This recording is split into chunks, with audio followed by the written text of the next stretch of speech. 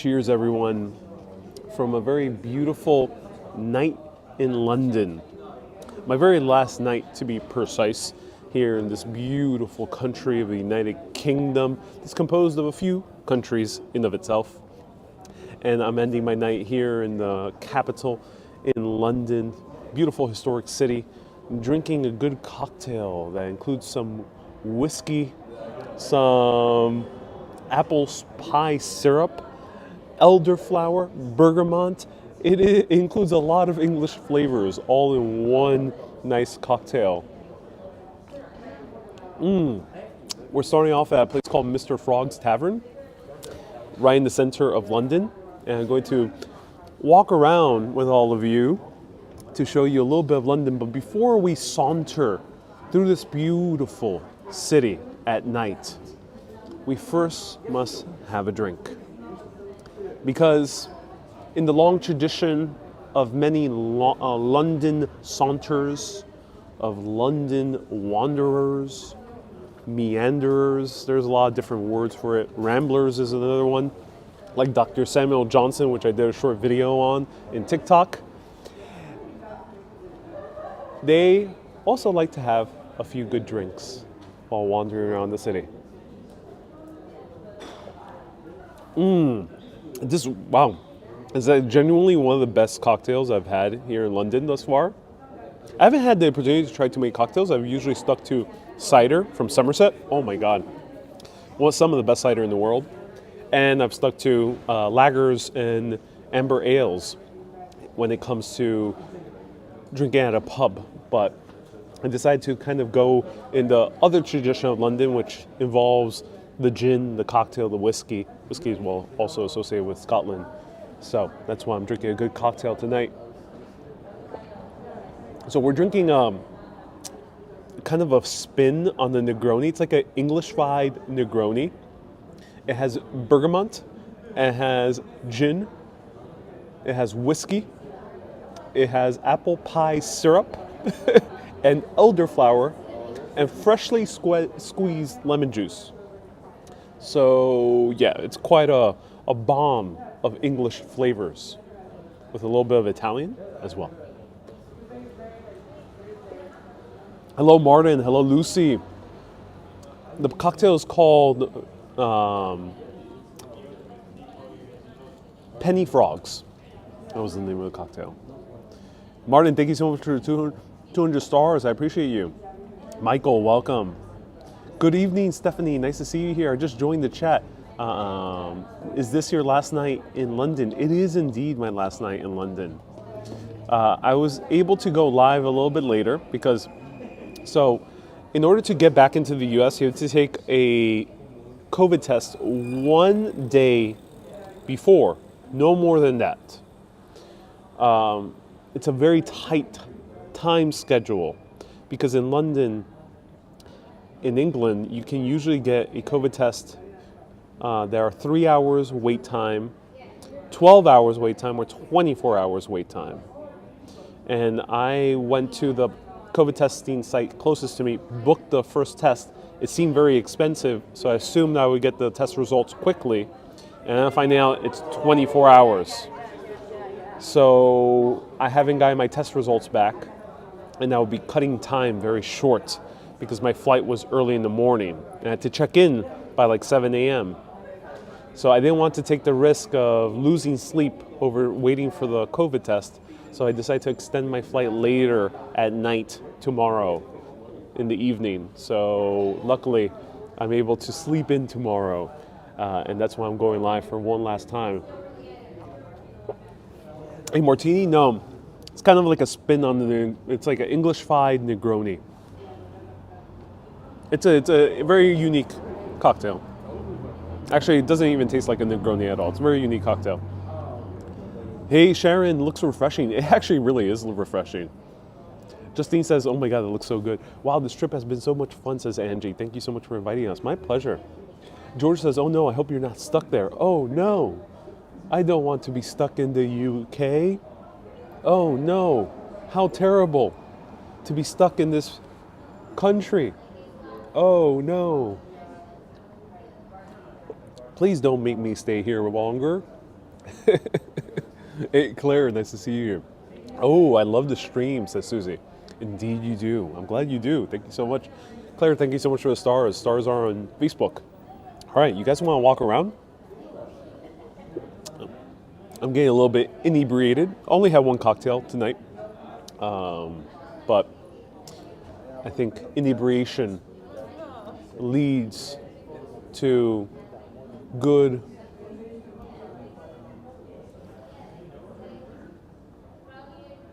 I'm trying to rhyme, but there's no good rhyme with inebriation. So I'm gonna need your help. What rhymes with inebriation leads to information? No, that doesn't work. Concentration? Not really. We need a better word. Doreen says, I can tell you're buzzed. Oh, that was a really good cocktail. Inebriation leads to conversation. Thank you so much, elders. I love that. Isabel says, inebriation leads to appreciation. Ooh. Pablo says, inebriation leads to annihilation. No, I hope not. I really do hope not. Janice says, inebriation leads to instigation. Well, I wouldn't want that happening. Sorry, I can't right now. Inebriation leads to liberation. That's a good one. I love that. Inebriation leads to collaboration.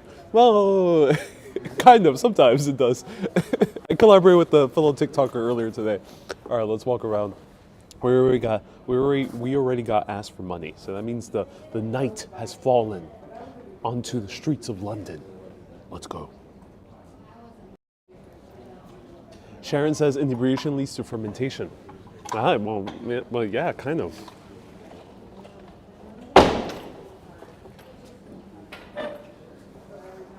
Can we supervise a sobriety test, says Alex. Inebriation leads to imagination. Kind of like that. That was a nice one.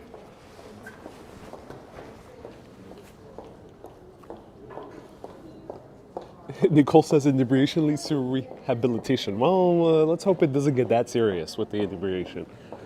So I went to Mr. Frog's Tavern.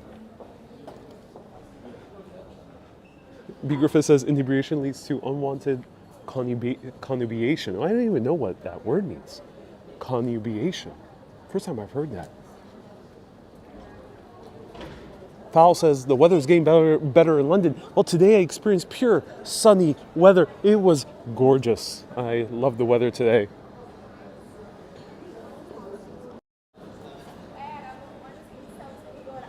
Stephanie is much more clear. Stephanie, that does not rhyme. SEX does not rhyme with inebriation. Blanche says, tipsy Ariel, celebrating St. Patrick's earlier. Oh, I'm not tipsy. I just had one cocktail right now. But maybe there'll be more on this journey. This is one of the more famous seafood restaurants, J. Shiki, established in 1896. Didn't have the chance to come here, but it is a very, very old establishment.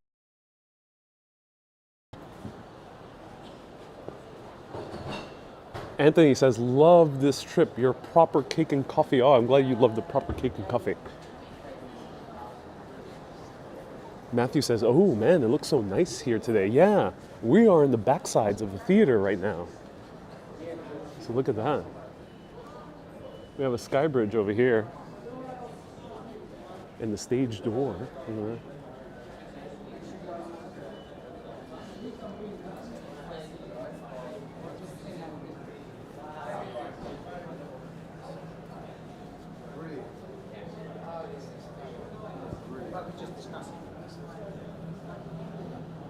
Mr. Brott says inebriation leads to impregnation. Wow. Okay. Well, I mean that would be some serious inebriation.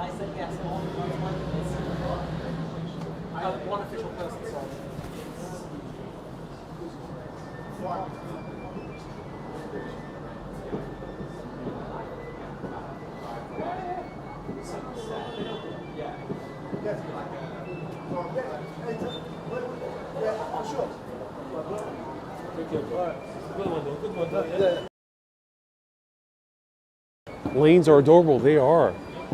Someone's playing a Pied Piper.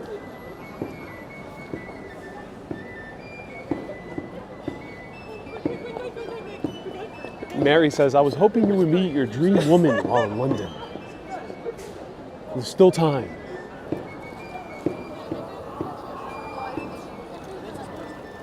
Irene says, how was your dinner with a fellow live streamer? I did not hang out with a live streamer. I hung out with a TikToker today for coffee, and then yesterday I hung out with another TikToker. It was fun. Fun dinner yesterday. I had Sunday roast. I had proper Sunday roast. I realized, I should have made a TikTok about it, a short video on Facebook as well, but I didn't. But it was a really fun time. And then a guy who's a fashion designer in New York, and he's visiting London on business, and it was really cool chatting about fashion with him. Hey, Lorraine, nice to see you here. Hello, Judith. Welcome. Isabel sent 1,200 stars. Isabel, thank you so much. Colleen says, I'm so happy to be with everyone. Yes, indeed.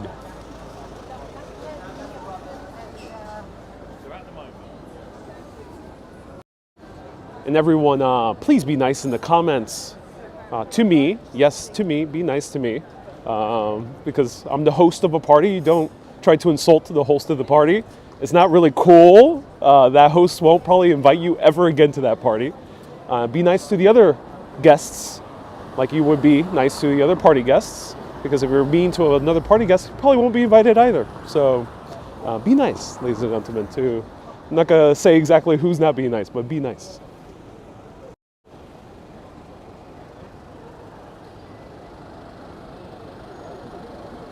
Ron says, final night in the UK. It is. It is the final night in the UK.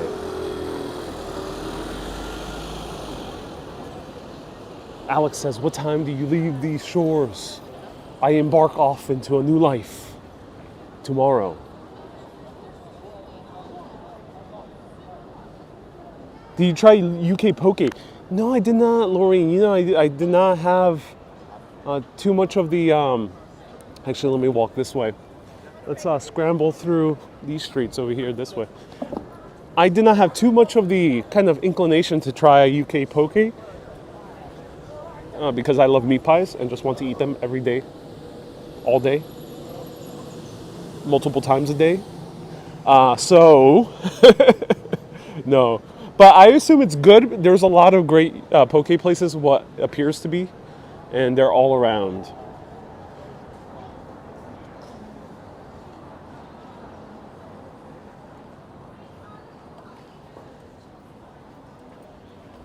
Martin says, safe journey back.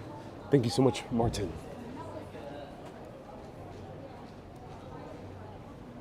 You know what they say when an American hangs out in London on the full moon.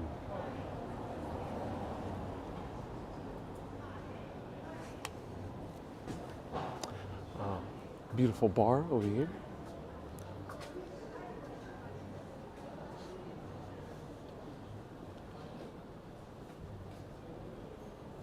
Eugene, no, I won't be going live for St. Patrick's. I'm taking a break from my video. A very, very long break. By very long, I mean like a week. So stay tuned. I'll let everyone know when the new schedule is. Probably I'll come back to the regular schedule I do in New York, but stay tuned.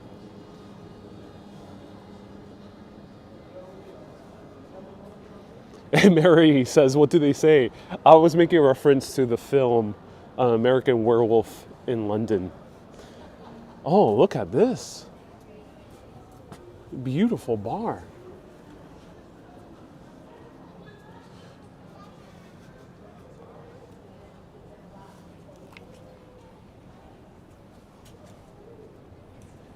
Stephanie says it's pie day. Yeah, today was pie day. I did not partake in a meat pie. I partook in a pizza pie today. Neapolitan style pizza pie. Oh, here are the cool shops. George says your dreams for meat pie has been accomplished. Yep, it has been accomplished. I am a bit meat pied out. I am very full.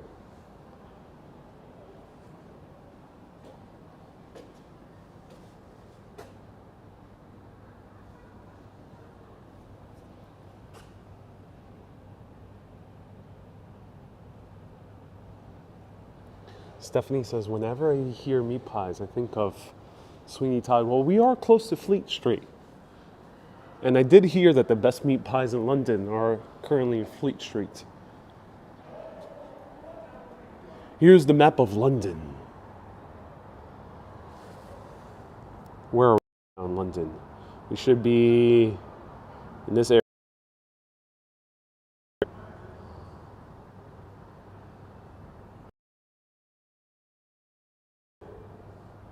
Blanche says, did you pack a few pounds? And I don't mean money. I don't think so. I don't think I gained weight. It really doesn't matter too much. But no, I don't think so. Beautiful map. So right now we are in a lane that has a lot of these stores that are collectibles, including one of the best occult bookstores.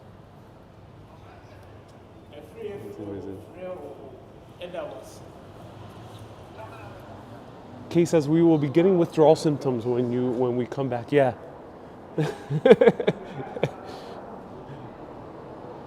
I think some viewers have been having withdrawal symptoms from lack of New York City content. Since every live streamer has left New York City, people are starving for New York content. I probably won't be able to provide too much because I think I'll continue traveling.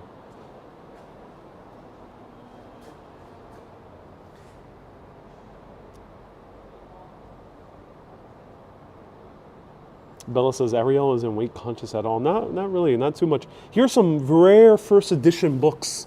So we got Breakfast at Tiffany's. Wow, by Truman Capote. We got Portrait of New York by C.C. Beaton. Never heard of that one. Zelda Fitzgerald. Ooh, right there. And we have Octopussy and the Living Daylights. Huh. Oh, that's James Bond. Is that James Bond? I hope. Yeah, it says Fleming. Okay, yeah, it's good. James Bond. I was worried that this was what in Japan is called hentai. If you're with children, do not search the term hentai on Google tonight.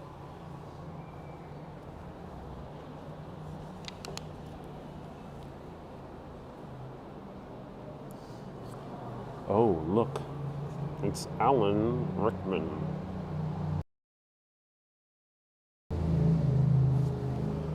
Mr. Potter. I can't do an Alan Rickman. That takes work.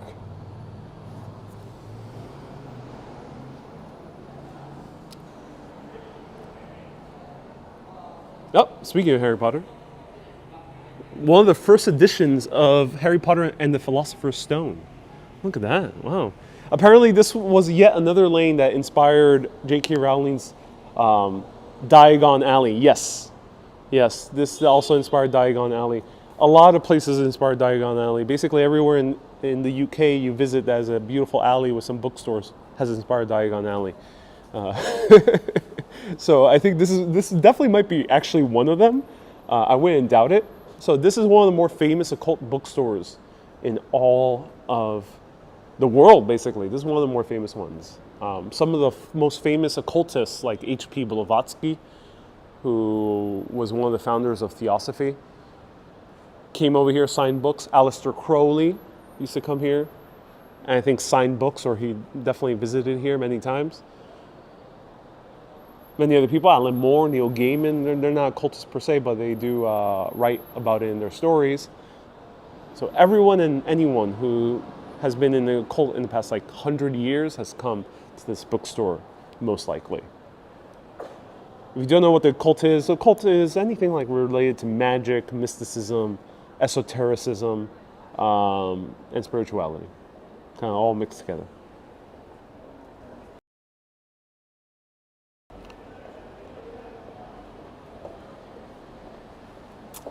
It's not too visible inside. It's a really cool bookstore.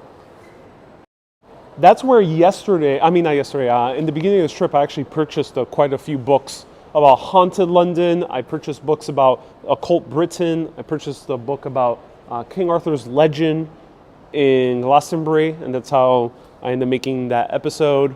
So I purchased quite a few books here the first time around. That I had to ship them earlier today, I had to ship them by sea because I did not want to spend £100 to ship 10 books. I did not want to spend £100, which what they were trying to charge me at first. So I said, okay, just ship it by sea. I don't need to track it. Sure, I'll wait a minimum of 42 days. And I only spend £33 to ship 10 books, which is still pretty expensive, but oh well.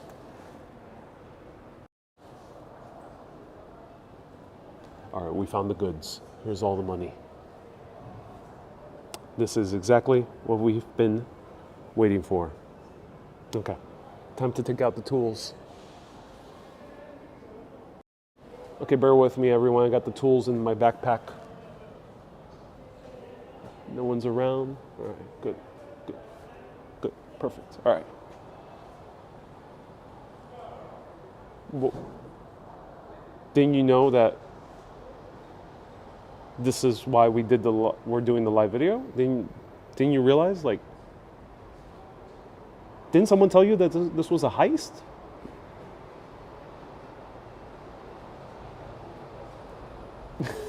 Of course I'm joking. I don't condone stealing. That's no good. No good. Only in the movies.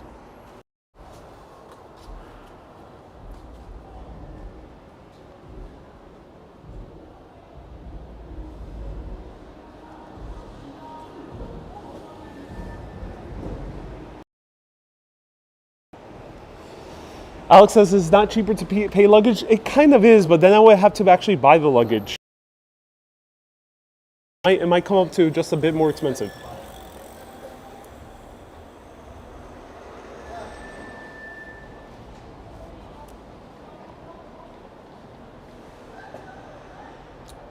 Seems to be a bookstore all about fantasy books. Goldsboro Books.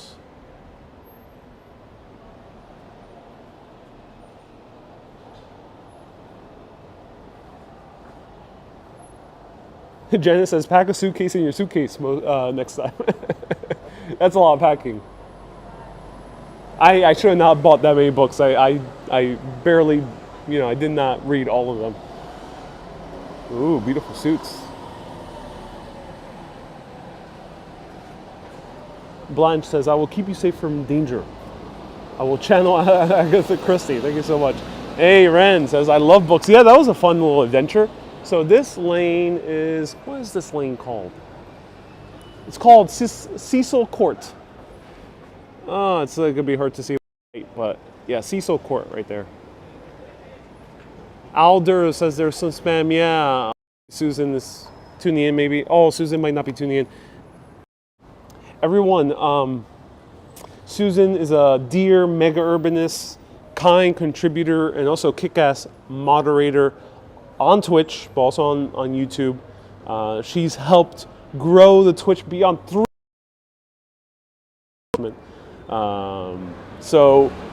Susan probably won't be watching this week because she's undergoing some surgery. So everyone send a round of hearts to Susan, who tunes in mostly on Twitch by the name of Suze. She also pops in on YouTube from time to time. Everyone, a round of hearts to Susan, who tunes in. She also has a little bird called Little Bob, named after the bigger Bob in New York City. So hopefully she's okay and she will recover quickly. So Susan, feel better, Susan. Hopefully it'll go all smoothly. I know it will.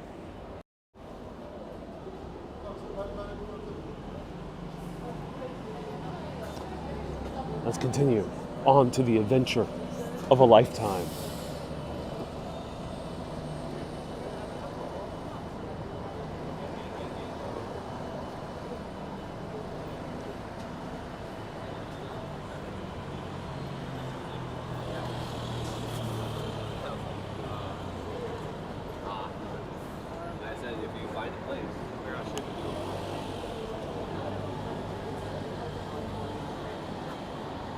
Hey, Blanche says my aunt bought a corduroy suit in London. Yeah, and surprisingly, there's good deals on suits.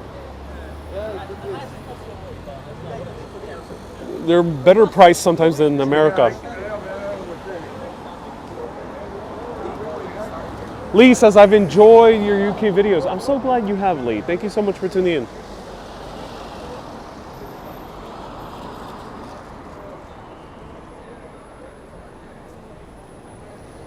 YA says, YA says, I need a good suit.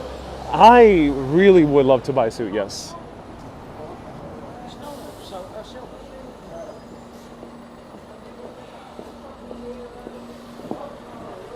I just might for a video. There's a very elder bespoke suit maker. And I'm very tempted to do a video of him and get a suit made in Brooklyn. He's based in Brooklyn. He's like 92 years old. He has designed suits for some of the most famous people, like in the movie Joker, he designed the main suit, but he's designed like more classic suits as well, like Wall Street movies and other films.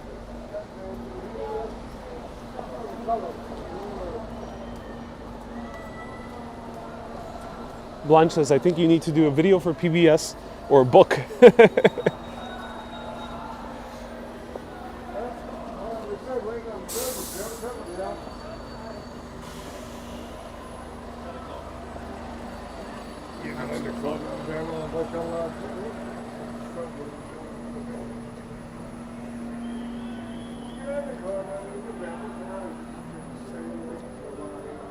Let's cross.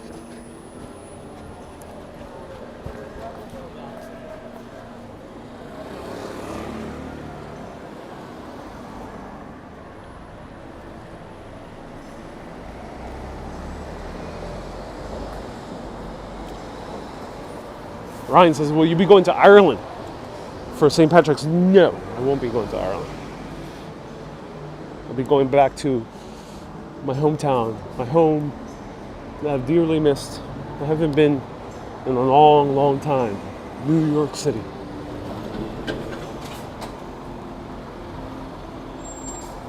Hey, Sandro says, I haven't been able to catch too many lives, but I do love watching them. I'm so glad.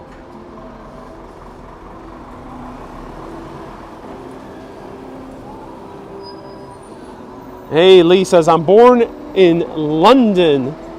You're born in the UK. And yeah, you have shown me so many places I've never been to. I'm so glad. That's awesome to hear. Do you buy any souvenirs? I do buy souvenirs. Mostly of my souvenirs this time were books. I bought some really interesting books about the UK that you won't find in America.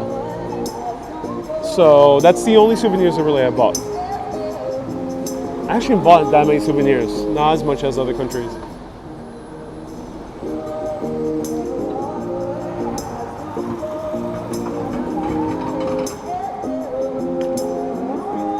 I don't know, says, are you going to Birmingham?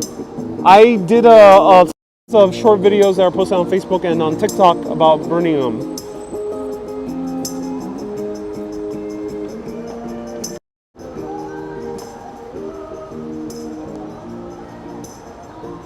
I did that to make a live video though. Follow me on TikTok and Instagram says Facebook. And there you'll see my live videos.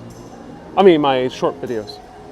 Including Birmingham and also a few other places I've covered, like Wales, Snowdonia, the Highlands.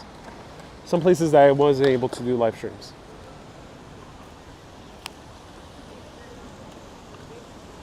Is that Nelson's column? Yep, it's Nelson's column. Very erect. In the middle of London.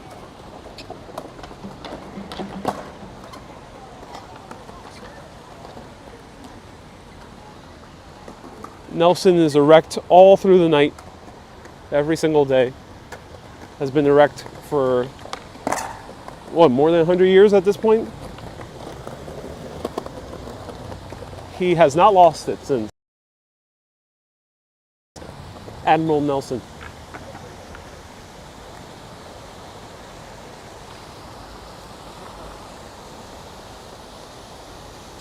Wendy says, are you going to to China. No, I don't think I'll be going to China. No, I won't be able. I don't think I'll be able to live stream in China, or it might not be so looked well upon, at least on American social media.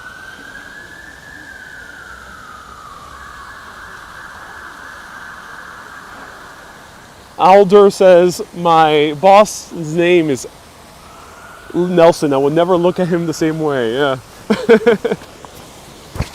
George says, next time a helicopter ride to see the cliffs of Dover. Oh yeah, that is a good idea.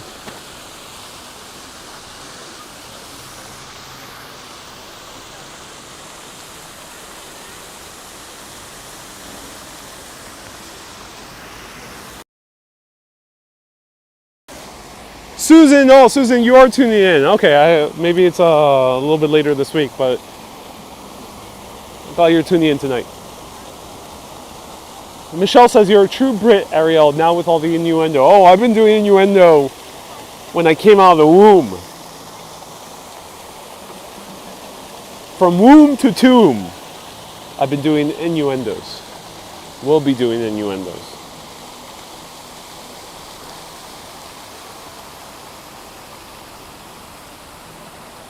Susan says surgery is on Thursday. Okay, Susan, thank you for reminding me. Rest up.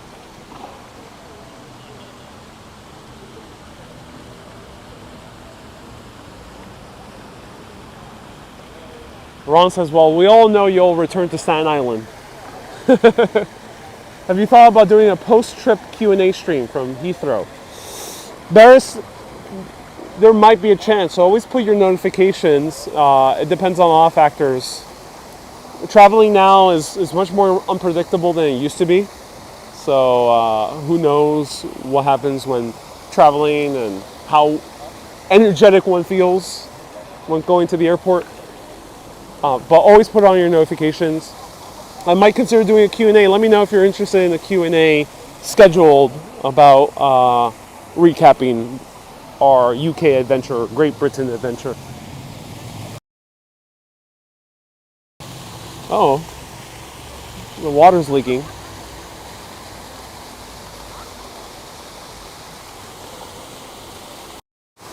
We have an erect Nelson and we have a leaky fountain. That's London for you. And we got a drone trying to pop a cherry. What fountain is this? This is the fountain right in front of, this is the Trafalgar Square, named after the Battle of Trafalgar, which Admiral Nelson won against the French. And he was outmatched, outgunned, outnumbered, and outmanned. Cue the music from Hamilton.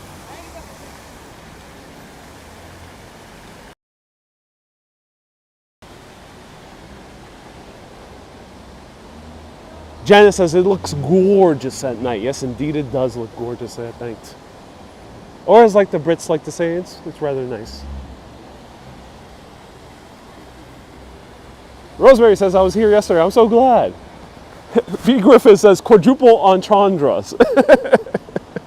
It keeps layering. We still keep layering all those entendres. Maybe it's time for another pint. Maybe. That cocktail felt good. Oh my god, that cocktail went down well. I might not do beer. Beer makes me all rosy. Rather get a good cocktail. There is even a pub here called the Admiralty.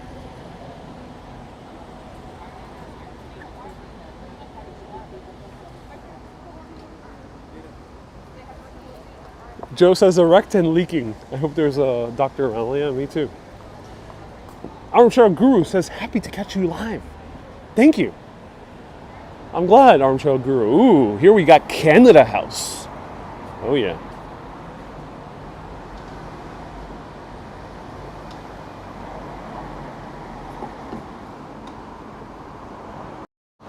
Our kind Canadian urbanists have been sending so many Canadians over. So please don't tell the Canadian embassy that I have a huge stack. Lots of Canadians hidden somewhere. Can't tell where they are, but don't tell the Canadian embassy that I have a lot of Canadians. So that's the Canada House. There's also an Australia House. There's like a house for all the ex-Dominion states. Well, Canada's not Dominion anymore, but it still has like the Queen as the head. I'm not sure what that is, the title of that, but yeah. What's the most American thing you've seen in the UK? Not too much. I haven't seen too many American things in the UK, honestly. UK has a lot of differences from America. The most American thing I saw in the UK, ironically, is when I got off I went onto the train in Brighton yesterday, and I saw a couple wearing a cowboy hat and cowboy boots. And I found that so odd in the middle of London.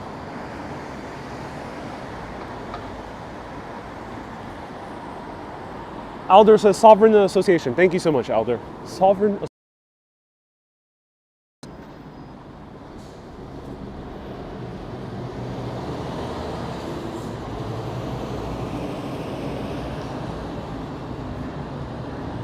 Do we have any Canadians in the house today? Let me know.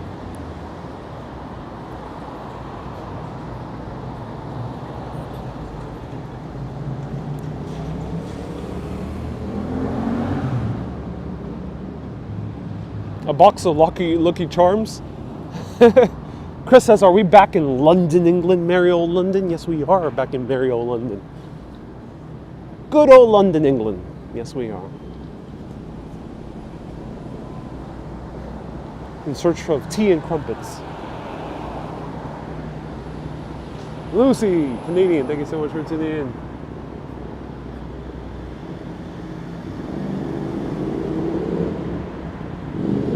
Sally says, long time no see. Thank you so much for tuning in, Sally. Deb says, are you walking to Leicester Square? I don't know where I'm walking. I'm letting the wind be at my back. Irene says, thank you so much for this amazing trip. My pleasure, Irene. Oh, this is going to Aldwych. Irene says, thank you so much for the amazing trip. It was amazing. It's so entertaining and learned so much. I almost saw all your live videos and TikToks and all your posts. Thank you so much, Irene, for tuning in all the way from Chile. That's amazing of you.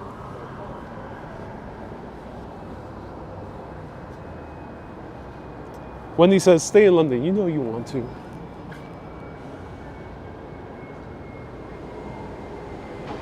Hey, Rosemary says, you should go to Whitechapel and tell your viewers about the serial killer Jack the Ripper. I laugh because I don't really like that topic. I actually don't like reading about that realm of true crime. I may talk about gangsters. I may talk about ghosts. I may talk about the occult, witches and magicians, wizards.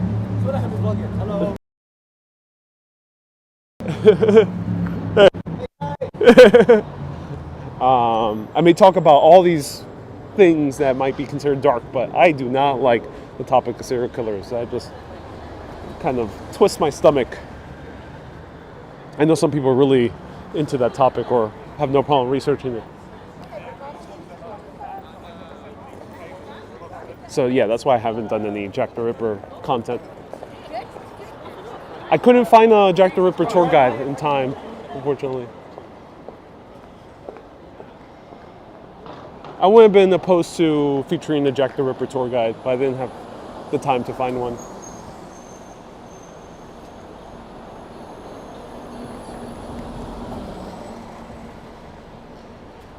Gail says, hello from Canada. You just passed my house. Armchair Guru says, we're a Commonwealth country or a sovereign nation. Thank you so much, Armchair Guru. Glad you're also a Canadian.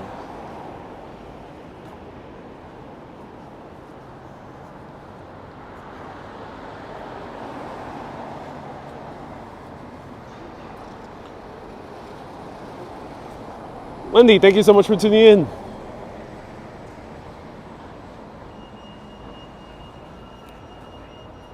Who wants to catch a show?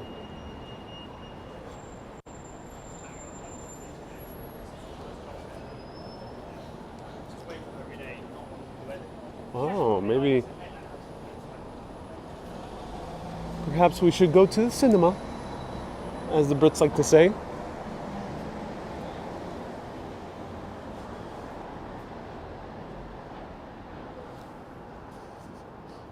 B. Chris says you can get a 60-minute antigen test to travel to the U.S. at $35 at Ron. Really? I chose PCR. That's the one I said when I clicked on the pre-departure test. That was the one they gave me automatically. I didn't know there was a 1-hour test. I tried to find anything really quick. I didn't see anything. I saw 1 to 3 hours.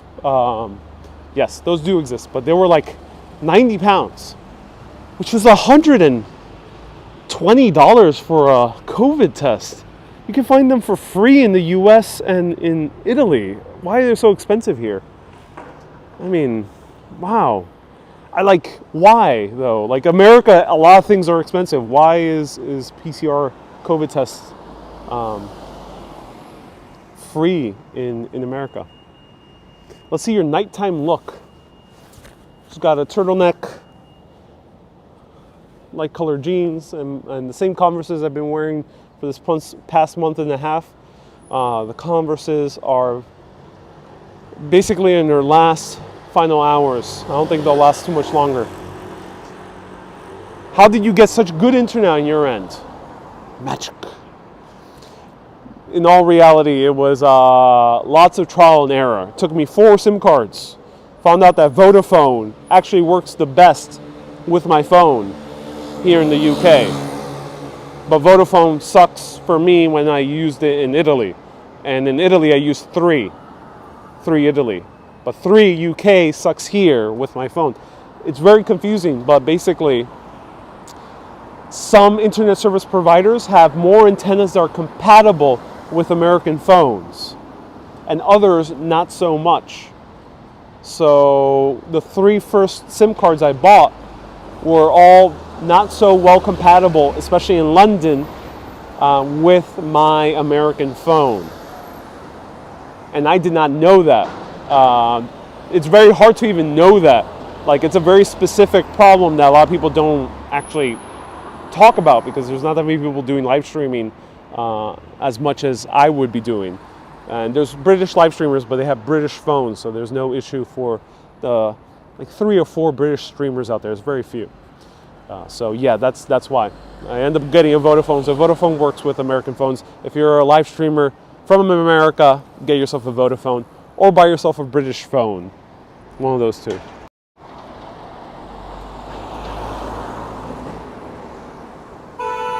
Mimi says in Mexico we do pay for COVID tests. Yeah, Mexico, the COVID tests were very inexpensive. They were only a mere, I think I spent $12 less, $12. Wasn't that expensive.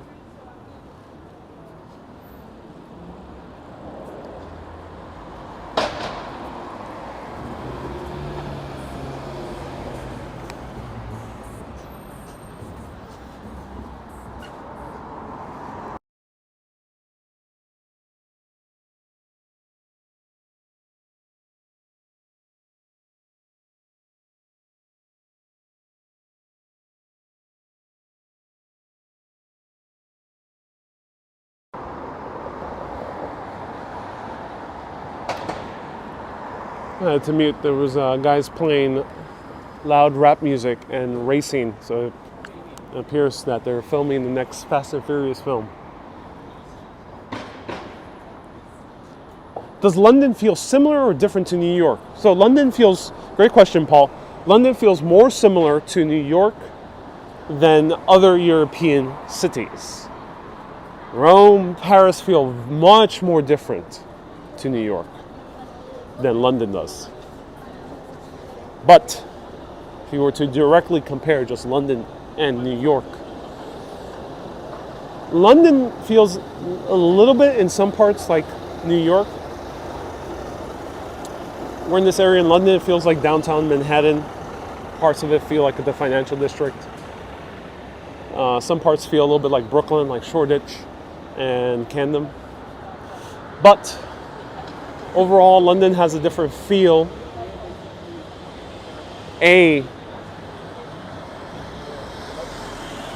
there's not that many variety of characters on the streets. So in New York, you get a more interesting characters on the street. From, unfortunately, a lot of homeless people to junkies to unfortunately people who like to cause trouble. That is a little bit more prevalent in New York, but also in the normal way, in the neutral way, you get more interesting characters. Street performers, people are just are quirky, and that's very evident if you see any of my live videos, especially when I go through like Union Square, Williamsburg, Bushwick.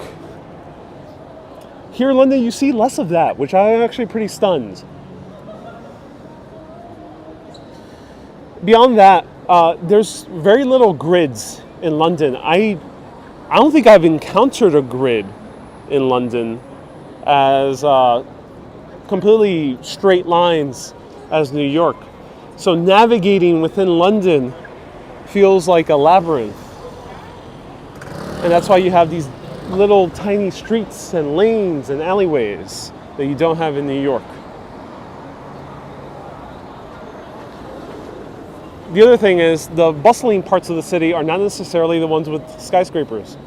So in New York, bustling New York is also where the skyscrapers are, Midtown. But bustling skyscraper London, like the City of London or Canary Wharf, are basically dead after 7 p.m. Probably earlier, dead after 5, 6 p.m. The places are bustling is here, Piccadilly Circus, which there are no skyscrapers in sight. Crazy Auto says the grid is more like, well, there is no grid, but yeah, the urban planning is more similar to Boston. So yeah, it does have, London feels more similar to Boston than it does to New York.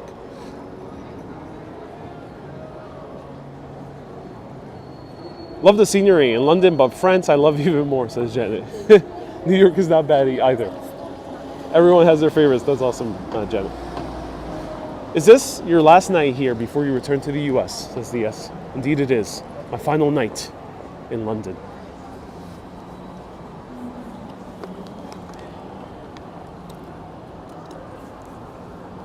I've already made it onto 3 different news outlets. Edinburgh Live, Yorkshire Live, and I made it to some other news source. I forgot what was the name. Will I make it tonight to Page 6 or to the Daily Mail? Who knows? Isn't that the original Hard Rock Cafe? I don't know. I don't know too much about the history of Hard Rock. Chris, great question. Hey, Dr. Tachi, nice to see you here. Ryan says, did I make it to Glastonbury Live? I don't think so. I don't think Glastonbury posted a article about me.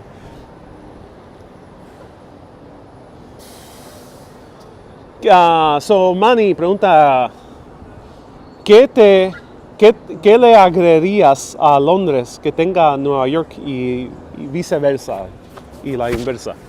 What do you like about London that you wish New York had and vice versa?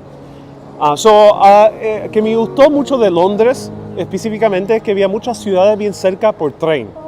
Era bien fácil ir a otras áreas y explorar una ciudad, o hasta los suburbios tenían centros en su área que tú podías caminar y ver varios sitios históricos.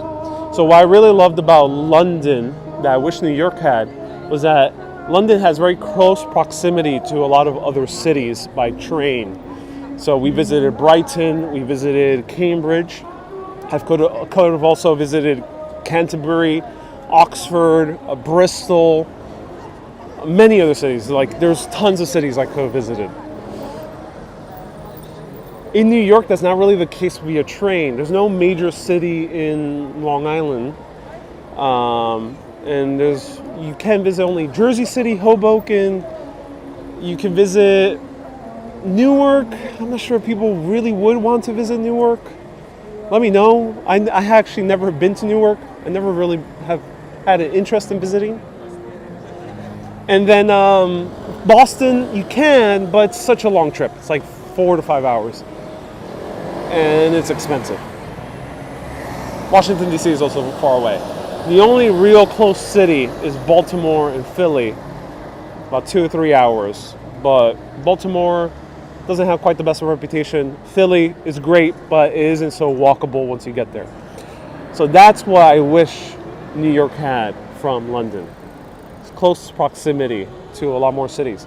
Also, a lot of the suburbs in the New York area are not so walkable. So the moment you start venturing on the Long Island Railroad to Long Island, you're kind of stuck. You gotta use a car or do a whole lot of walking. If you go to parts of New Jersey, you can maybe walk 1 or 2 streets, but after that, there's not much more. You have to access everything by car.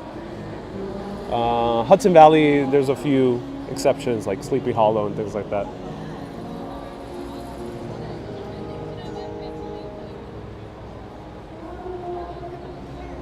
So Manny, espero que eso te hace la pregunta. En mi cerveza yo creo que a mí me gustaría que Londres adoptaría de Nueva York. Es una buena pregunta. Yo creo que más... Eso sí, una buena pregunta. No sé, eso tengo que pensar más. So I actually don't know what I would want London to adopt from New York. Servicio de tren 24 horas sería bien. 24 hours on a train would be nice. Let's go through here.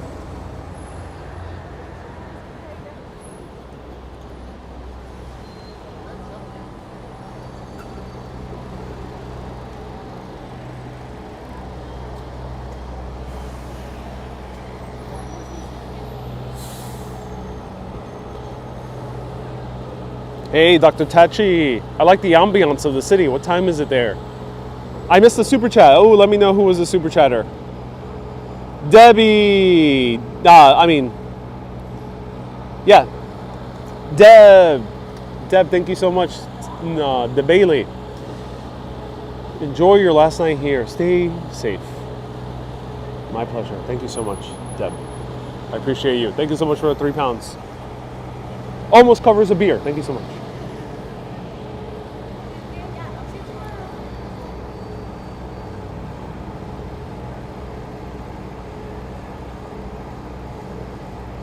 Kirsten says, I like it when you speak Spanish.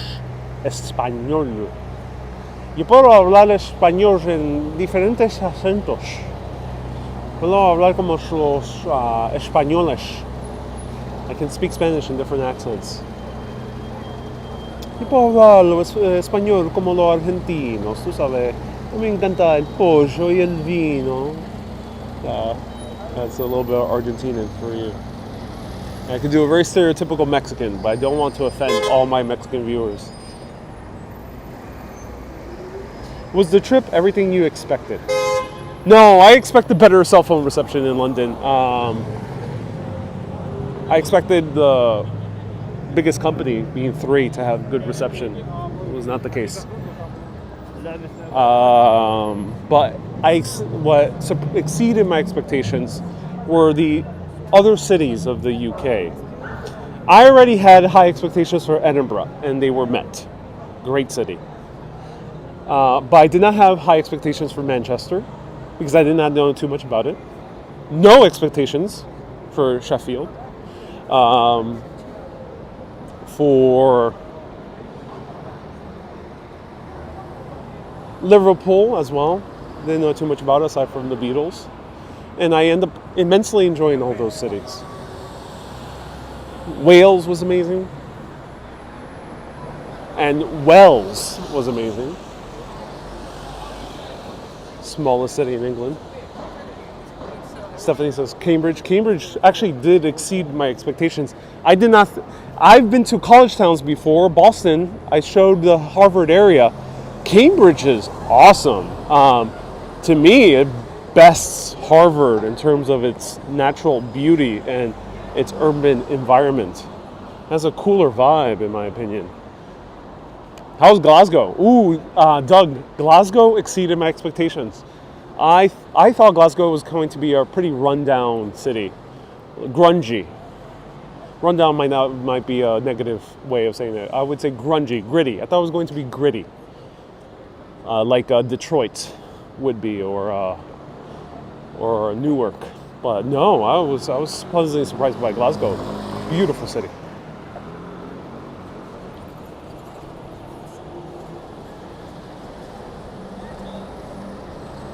Harvard Square, Cambridge, Massachusetts is desolate now, says Trish. Yeah. When I went, Trish, last year, it was also pretty desolate.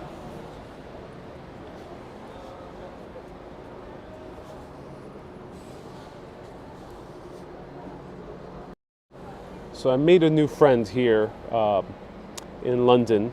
His name is Benedict, but no, not the actor. He's a penguin. Benedict the penguin. Right here. Cool guy. Very tall. Very tall, 5'2", like me.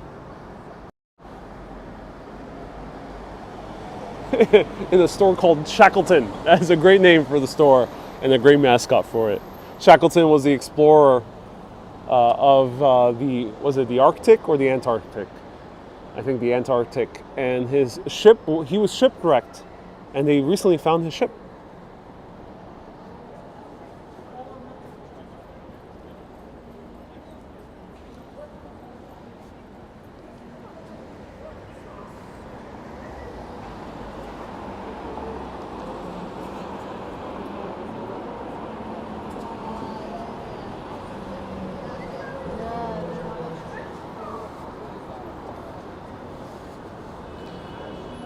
Have you exchanged pebbles, says Janet.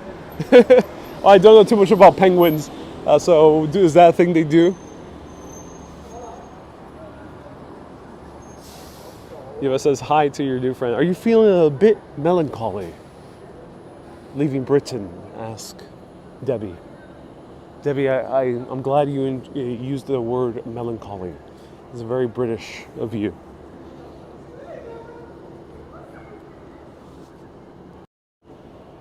Not so much, because I know I'll be visiting again. I actually have left with, I think, a good confidence that next time I come, I'll be able to collaborate with destinations and be able to cover more places and get more connections to show more interesting things. So that is one thing. The second thing is easy for Americans going to England. So I can go to the UK and stay for 6 months, which is amazing. So otherwise, that's why I'm kind of happy, because I can easily come back. It's no worry. 2 people are staring at me. It is no worry at all. So yeah. Not feeling so somber at all.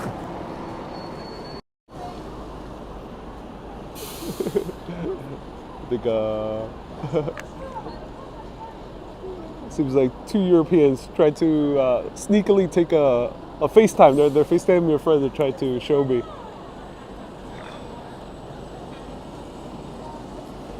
Joe says that is code for Ariel that he got a BBC contract.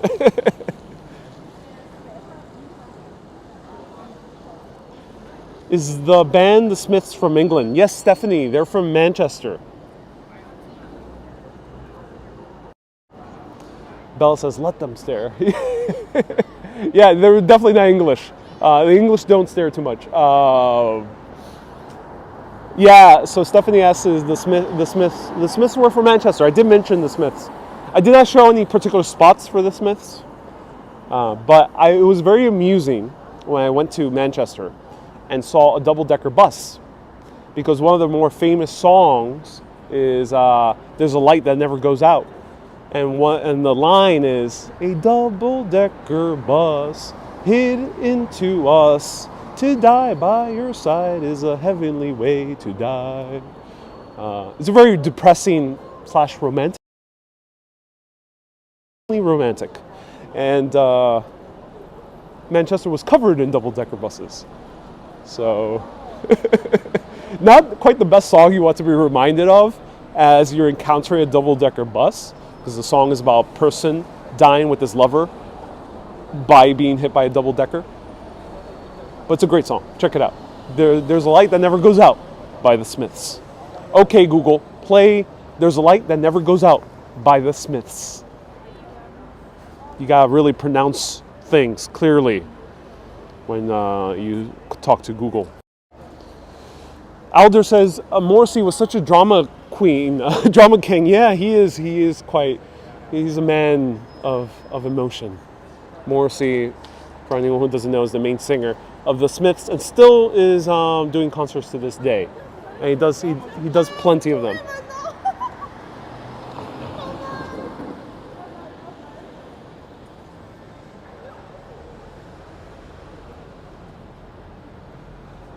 B. Chris says U.S. phones using a British SIM shouldn't be an issue.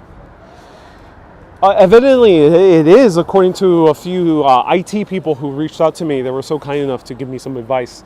American phones apparently use a different band frequency from Britain.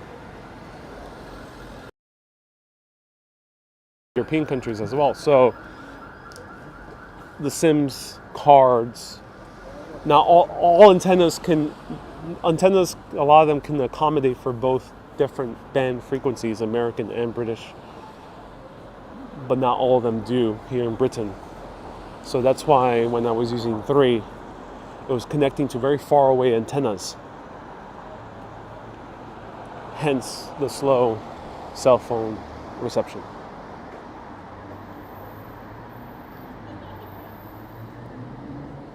Trish says, for sure, Ariel will get a TV deal at some point. So knowledgeable and fun and likable. Thank you so much. I appreciate that. Trish. I actually had the good graces. I'm waiting for the light to cross the street, but there was a urbanist who reached out, who is... Yo, you're the TikTok, bro. Yeah. Awesome, man. Thank you so much for tuning in. Yeah, I appreciate it.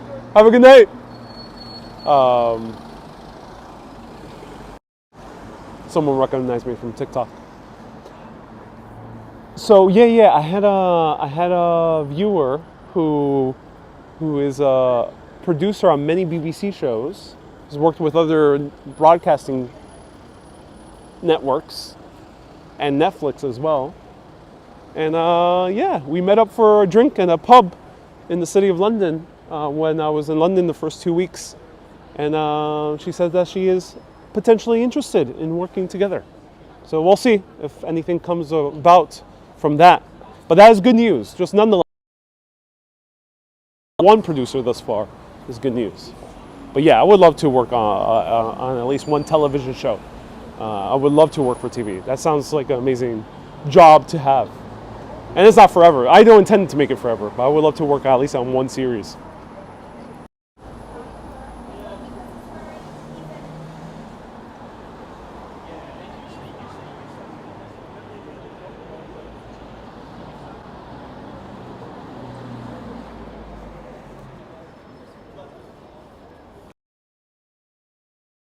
Check out Exeter and Plymouth when you come. Ooh, excellent.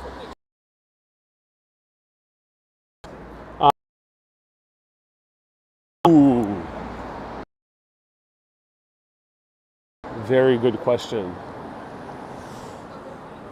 The best dish I had. You alright? Yeah, how are you doing? We love what you're doing. You do? Oh, cool. Yeah, doing live videos. Yes. Yeah. No, YouTube and Facebook. That's so cool. Yeah. You guys also do content? We're about to start. We're thinking about What's starting. Oh, cool. Yeah. So we saw you with that, and we're like, oh, Holy like, shit, what yeah. is that? Yeah. Like, what is that? Like, This is called. It's called a gimbal.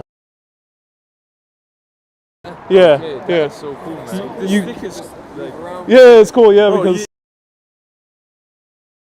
the stick and also the tripod thing. it even has We're a looking for like a look dynamic. at this. it's It's- Gimbo, so Gimbo. That's the name of the device. Okay. This. Search it up. Alright, cool. DJI Osmo. Write this down. one. There's Yeah. only like 3 or 4 companies, but it's the best one. Because we were Yeah. thinking about Can you starting spell like that? vlogging. DJIOSM. Find it there, like in Amazon Interesting. or Best Buy or much whatever. was I it mean, whatever the store is over here. What, would you know which model it was? Osmo Mobile 4 I'm using right now. Mobile 4, yeah? Yeah. What type of content are you guys gonna think of doing? Sort of like self. Very like social to everyone and like just Oh, getting very to know cool. people. Yeah, we Cool, just like a started- London Yes Theory. You're sick, man. You're fucking sick. Yeah. Oh, interesting. Oh, cool. That's awesome. Very cool. Yeah. Search me on Urbanist Explore cities. I do travel. Urban. Yeah. I started because I used to work in media to do videos about architecture. I was like, oh, I just fell in love with it and started doing it. Right. Yeah. We have a few. I started If 6 you were years to ago. start again Yeah. from 6 years ago. Yeah. A very long time. So if you were to like start again fresh, you got nothing but a camera or like a phone and a gimbal. Yeah. How would you go about it? So, I was obsessed with Casey Neistat and I bought the huge camera and the huge mini tripod. Yeah. I even bought like a skateboard. I really was obsessed with him and the massive Yeah. drone. And what I enjoyed the most was filming with the phone. Really? It's Yeah. just easy, convenient. Make your life easier and film Yeah. whatever the way feels good for you. Okay, We yeah. were literally about to get like a fat camera. Yeah. And like move around with that. But then we got suggested today like we should just do it with our phones, it makes it easier. Yeah. And we've just Yeah. come across you with this amazing device and like your phone. Yeah. So it's just like it just makes us Yeah. understand that. It makes need things it. a lot destiny easier. for It's us a literally little destiny. bit. Yeah, bro. yeah. It's, like, it's quite funny for us because Yeah. we're literally like looking for something like this. You can also find me on TikTok because I do I my don't have my, TikTok, my to be biggest honest. audience is on TikTok. That's cool. Yeah. What Yeah, do you yeah, do yeah. on TikTok? TikTok I started 2020, late What do 2020. you do on TikTok? Same thing, history, food, and architecture. Wonderful. So is that what Yeah. your channel is based on? History, Yeah. food and architecture? Yeah, Amazing. yeah. That's really That's interesting. All right, guys, it was awesome meeting you. Where you Yeah. from, You man? go. I'm from New York City. Oh, you're American. Big Apple. No Yeah. way. Yeah, The Big yeah, Apple. crazy city, yeah? Yeah, I yeah. heard it's like a bit like London, but the crackheads are a bit more like, crackier. There's Like- more interesting characters in New York than London. Yeah, Okay. London is a bit more tamer in Yeah, that yeah. context. Yeah. I haven't I've seen the subway videos. I haven't been to Croydon yet. I heard it's a different you're gonna different go, atmosphere. yeah. Yeah, Are you it gonna doesn't. go? It's London, but it's not London. Yeah, yeah. So it's a Are completely you different planning on thing. like going to different places in London? I've already spent a month and a half in the UK, Okay. Well, which you is must a have- lot. Yeah, so I went all around, north to south, You've Scotland, been Wales, Manchester, everywhere. went to Manchester, Wow. Liverpool, Sheffield. That's amazing, Yeah, man. We're everywhere. gonna take so much inspiration from you. Yeah. Sure, man. We're So gonna follow you. leave a comment on YouTube and let me know when you start your channel. Can I Yeah. ask you to do something? though? Yeah. All right. Sure. So Fun. I'm kind of doing like a bit of a project at the moment. Yeah. Of like to sort of just showcase love. Okay. And everyone's interpretation of love. So some people have been their heartbroken. Some people love their friends. Some people have been in a long distance relationship. Or some people like a smoke. You know, like so whatever your love is or what. Oh, cool. Maybe Oh. your phone. Like. whatever you Oh, wanna and you're draw. getting different people to draw. Yeah. Yeah. Would you I'll, like to? I'll love to draw. Let me place my camera here. Oh, that'd be brilliant.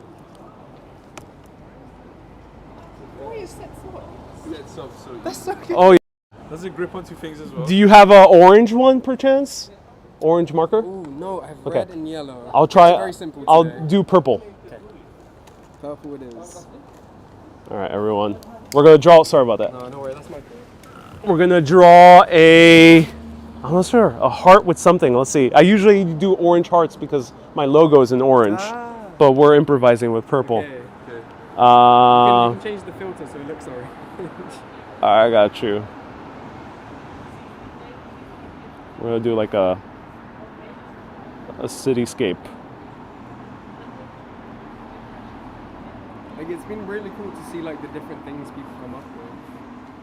Oh yeah. I mean, there's so much different content. How does your audio work? I'm using a mic here that's wireless. I have a lav here, so the receiver's in my pocket. And it's called Rode, right? It's called Rode. Yeah. Yeah, Rode. I've heard of Rode. Yeah, yeah. It's also the best in my opinion. I have all my gear in the description. I put a cityscape. I'm not good at drawing. No, it's cool. That looks good, man. That's I can tell. Explorer. Yeah. There we go, everyone. I'm not very good at drawing, but I drew a cityscape with Paul de Hearts. Honestly, he's better than most. Maybe you can get someone to improve on Paul it. Yeah. All right, guys, I gotta continue. It was nice awesome meeting meeting you. you, man. What's your names? Zala. Zala And Frank. and Frank. It was What's your awesome meeting you. Ariel. Nice to meet you. Yeah. Lovely Have a Yeah, good day. Have a good Leave a one. comment when you start the channel. Sure. Have a good day. Bye-bye. All right. Good lads. They're starting a channel on YouTube about the Yes Theory. Yes Theory are guys who do like acts of kindness, and it's very evident that they're into that because of the hat thing.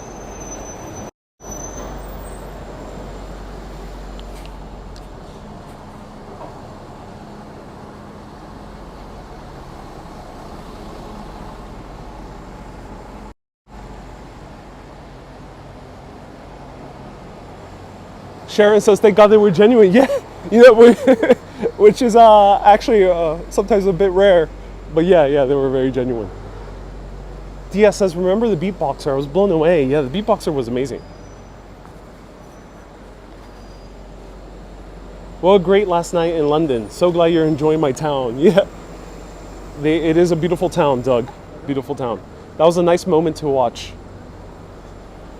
Maureen says, keep in touch with them.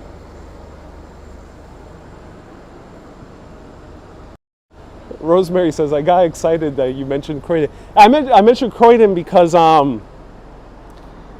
Croydon has a reputation for being more grittier. It's a suburb of London, or a different like part of London. I'm not sure if it's considered within the city itself. But nonetheless, Croydon is a different area, so it's maybe the equivalent to like a South Brooklyn, or equivalent to parts of Queens, part of London, and I was curious to visit it. So I didn't get a chance this time around, but maybe next time I'll go over to Croydon. It looked nice. I saw one video on it from Lad Mod just to see how it looked like, and he did like a silent walkthrough. It looked nice.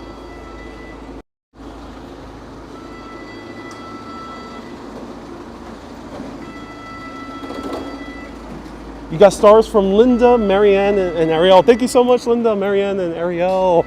Ariel, my dad's tuning in. Thank you so much for tuning in. And Linda as well.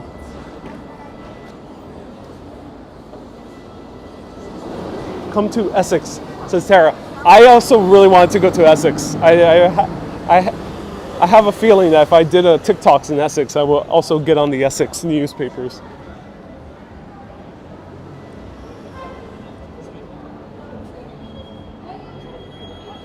Uncle Monty says, oh, you're in London. Hang out with me and the Queen. Let's cross over here. It's a nice little street. Ooh, I won't say that word, Paul, but yeah, that's an interesting aspect. I think that's what the viewers want, more just a short mingle, says Vicky. Short mingle, what are you referring to?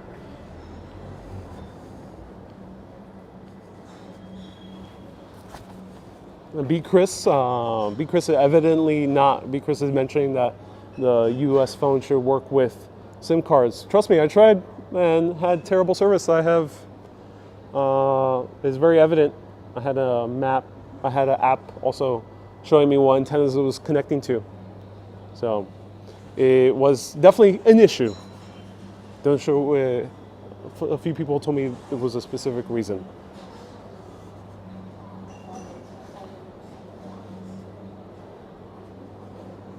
Trish says, I'm supposed to be studying for my teacher exam, but this is so much better, says Trish. I'm glad, Trish.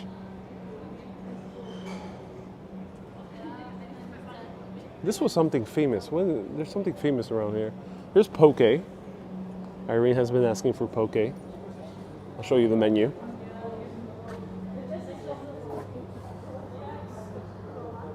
This is what poke looks like. And poke, for people who don't know, is Hawaiian fish bowls. usually with rice, raw fish, and vegetables.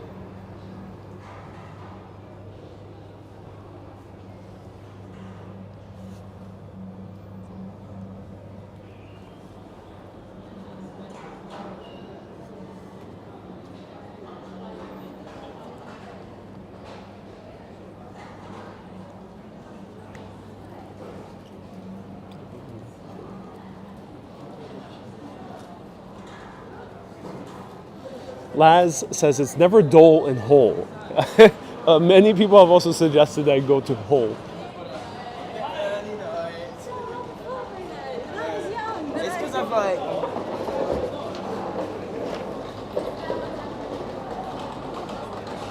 Lori says I'll have a poke bowl. Trish says, have you done the Hawaii trip? No, not yet. Not yet.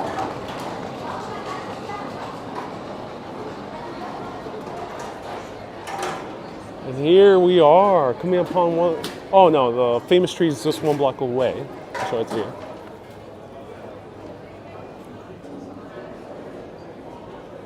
Oh no, this is the famous street. This is Carnaby Street, everyone.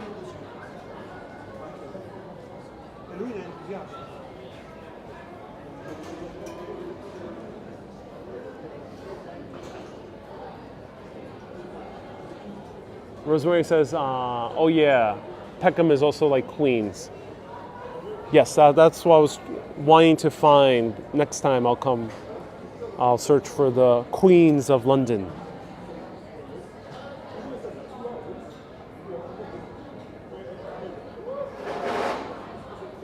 We have an entire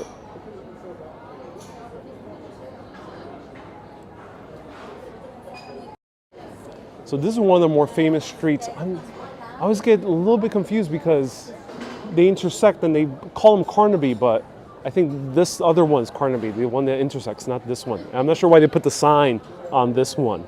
So it's right in front of us, the real Carnaby.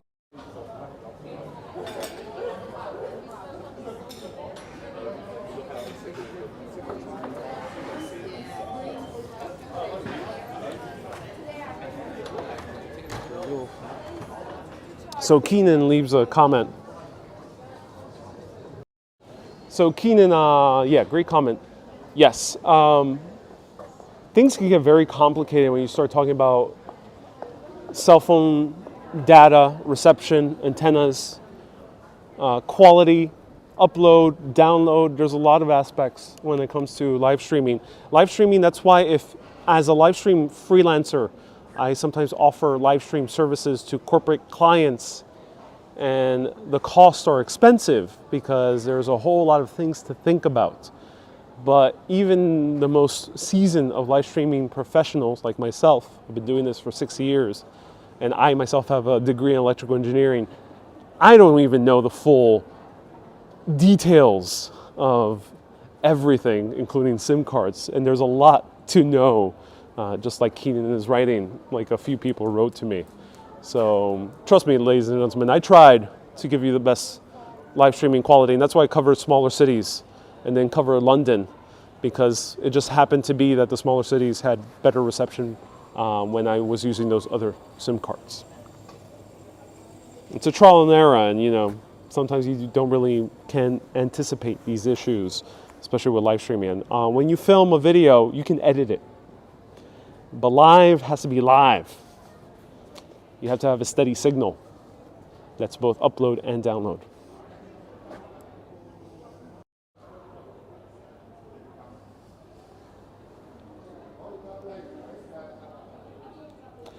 So this is the famous Carnaby Street.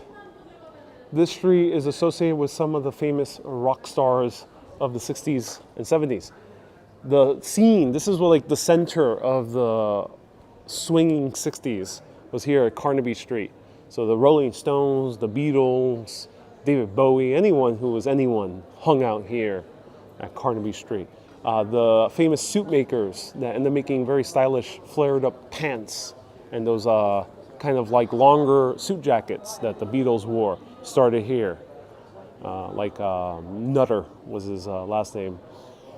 Was one of the tailors. So this was a very, very famous street, and there's actually a Rolling Stones store a little bit further down.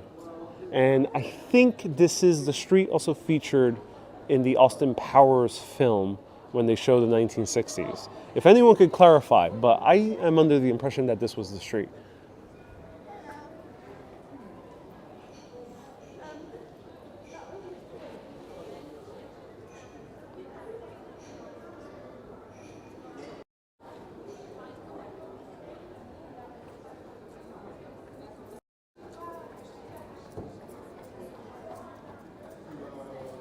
Leo says, have you seen the South Bank by night?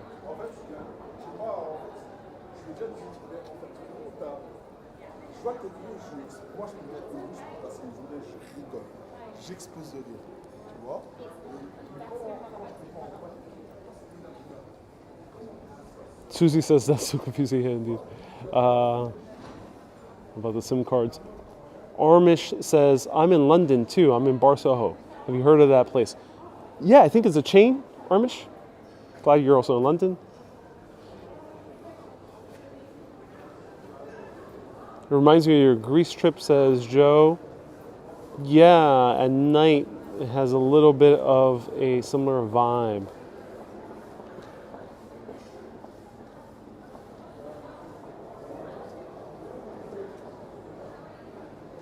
B. Griffin, thank you so much for tuning in. Some cool London fashion here, says Trish. Oh yeah. Oh yes. We're also close to Savile Row, which is the center of men's fashion. I did a short live video of Savile Row. Check them out after this video. It's on YouTube and Facebook.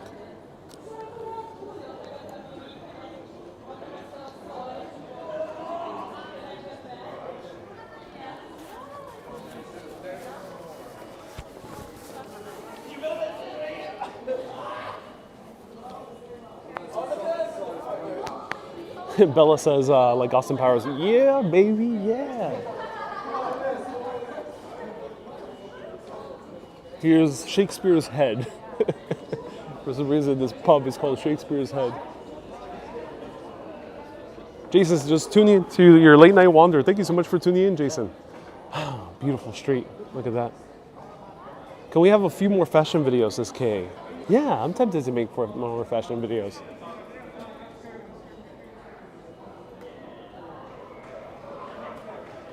Under this street are bodies buried from the Great Plague, says Paul. No, I did not know that, Paul. Thank you so much for letting us know.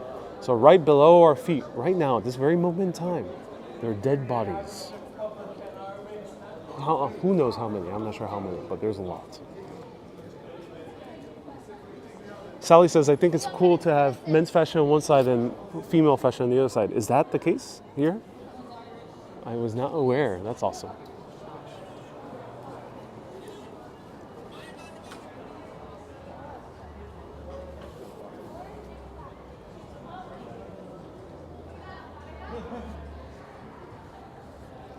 Jason says it looks like a movie set.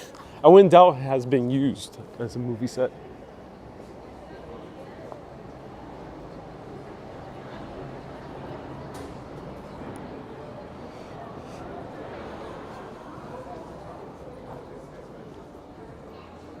I would like more apartment hunting videos too, says Susie. So everyone, check out. I did a very expensive apartment penthouse. Not penthouse, but it was a very high up in Shoreditch with a London real estate guy. His name is Toby, and he showed me this beautiful apartment. In my opinion, it was beautiful. That short video is on TikTok and on Facebook. TikTok is my name, Ariel Vieira. Facebook is Urbanist Live. And patrons will be getting a extended version of that tour. Full 12-minute tour, including seeing the amenities of that building. The cinema, the pool, the sauna. We'll be seeing all of that. Patreon.com/urbanist or YouTube pressing that join button, or on Facebook pressing that become a supporter button. Patreon, I get most of your contribution. They only deduct about 9%, which is fair. YouTube and Facebook deducts about 30%.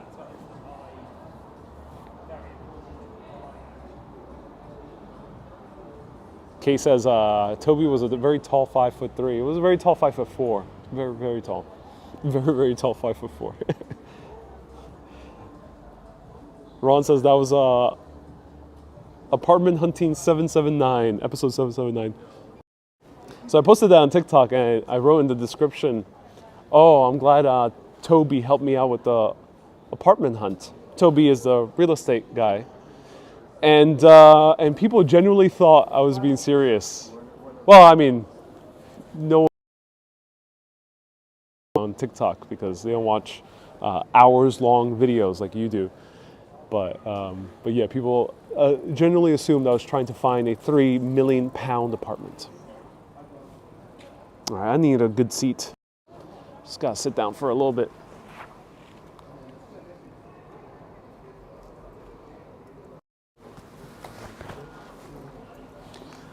All right.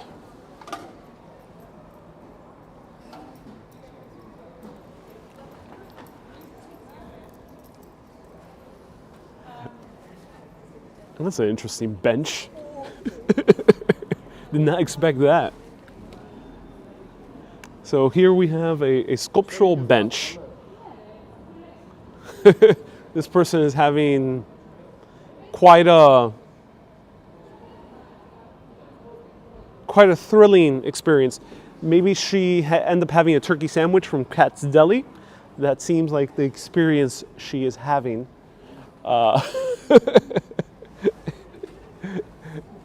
Is this is this a she or a he? I can't tell. Let me know what the figure is if any local Londoners are tuning in. They're hugging the bench. I think they are hugging the bench. I can't reach the back because of this person's arms. It's John Lennon. Oh, okay, everyone. It's John Lennon. I thought it was a woman. So John Lennon is hugging this bench. John, can you please move a little bit?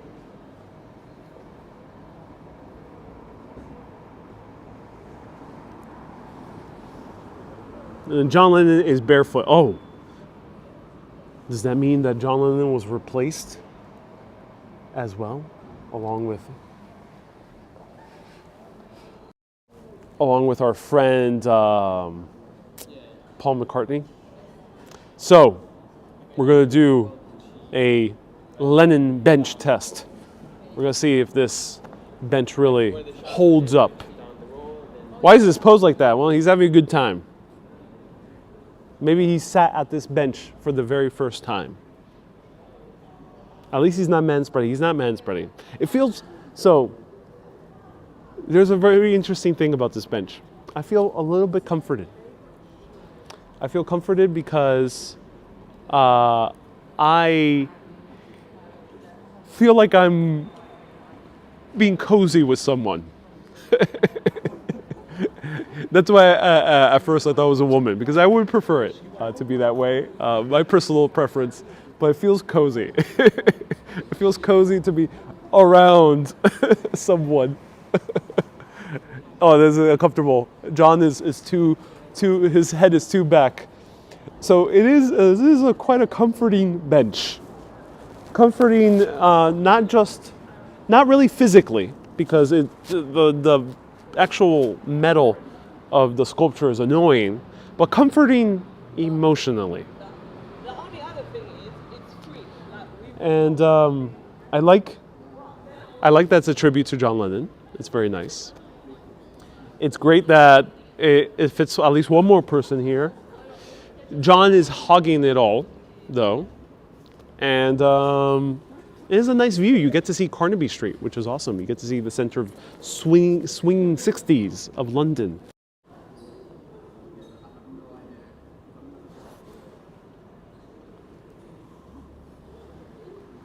And there is no pigeon poo. Oh my God, that is a miracle.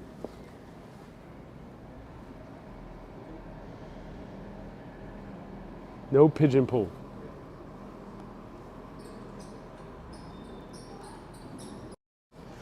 So, this bench review, it gets points for being emotionally comforting.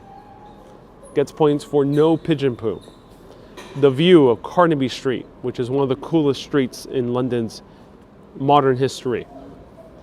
It gets points for being a tribute to one of the greatest musicians who have ever lived. Minus points for being physically uncomfortable. And minus points for John just being too greedy with the bench. So I give this bench a very good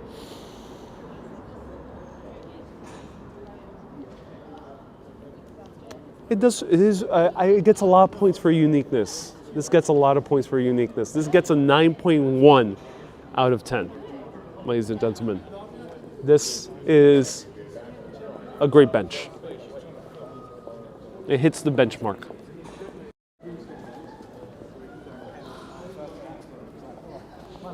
B. Chris says it doesn't look too much like John Lennon. Yeah, I mean the likeness, they made him look skinny. They definitely made him look skinnier than usual. And they made him look kind of a little bit like Jesus. But it is indeed John Lennon. Sculptor is Lawrence Holofener. Leela says, where's Mick's statue? No statue of Mick Jagger, even though he hung out here probably more than John Lennon.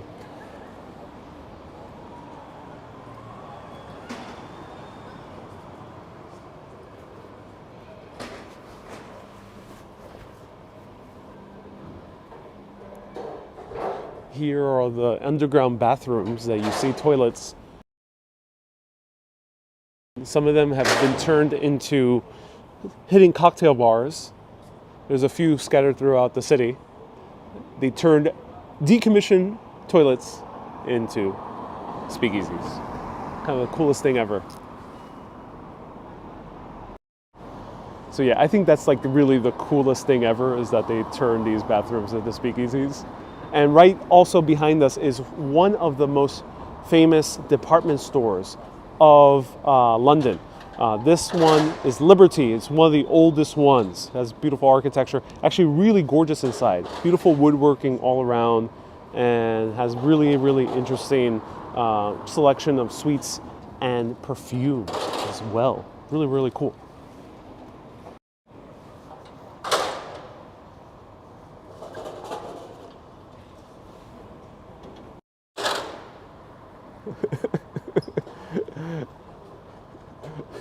Ladies and gentlemen, I'm talking about the architecture here.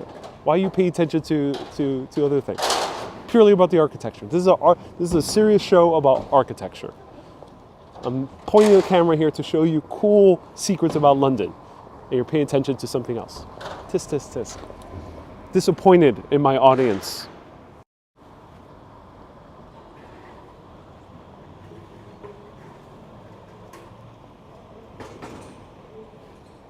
Reminds you of your video in France. Yeah, well, I'm disappointed in all of you. Here I'm doing a serious dissertation about the beauty of London and how its wonders and the amazing things it offers.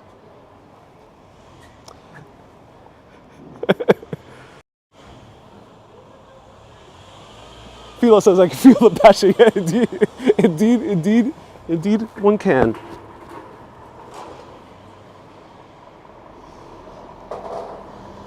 Deb says, I'm sorry, Ariel, says Deb.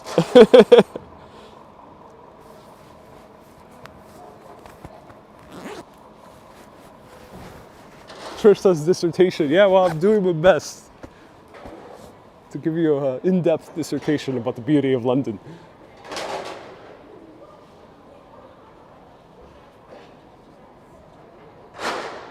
Alder says we're getting Fs from Professor Ariel. Yep, indeed, all of you are. Susan says, sorry, not sorry. Marco says, we got hooligans in the chat. Indeed, a bunch of hooligans. Irene says it's cool architecture. Sure. Nice architecture, right. Paul says, tell that couple to go to Superdrug. Yeah, Superdrug is like a pharmacy here in England. And I assume they sell exactly the tools you need for a good night. This is a PG show, so I won't get further into that. I'll show you the first one of the very first theaters that the Beatles performed in, where kind of Beatlemania took off. I'm telling this history off the top of my head, so do your research afterwards. But here we have the Palladium. This is one of the first places where hordes of screaming women chased down the Beatles after they had a few record hits and performed here.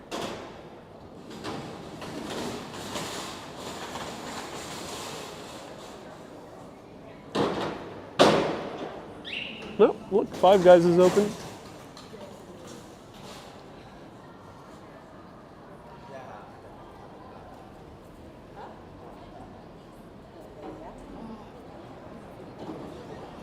The London Palladium. Who's playing? David Essex is playing. Cool, can we actually get a peek? Let's see if we can actually see a little bit of the inside.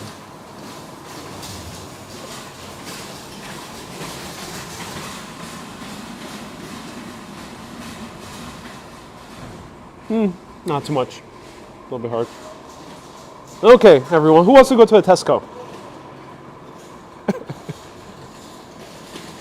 Best way to enjoy the night is going to Tesco's.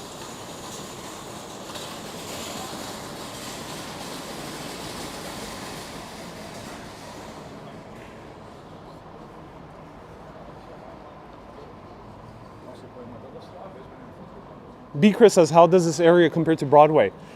Broadway's more concentrated, so all the theaters of Broadway are next to each other.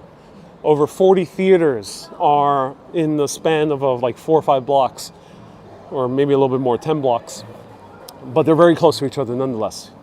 Here in London, they're more spread out. So the Broadway of London is called the West End. Some people call them Theaterland, I think is the other term for it, but West End is the most popular one. And the West End is spread out, so all these theaters are pretty far away from each other. As you can see throughout this entire live stream, we've seen theaters all throughout. All those theaters are considered the West End, which is the Broadway of London. Here's Walk to Walk. You can get a late night bite.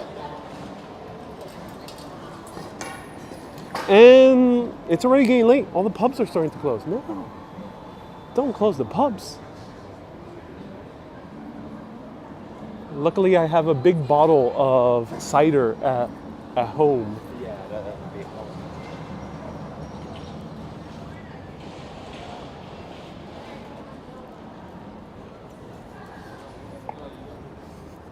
I don't want nobody.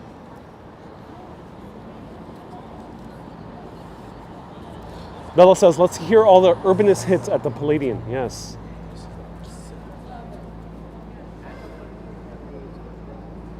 Also, buy the book. I got interrupted. I was talking about the best food.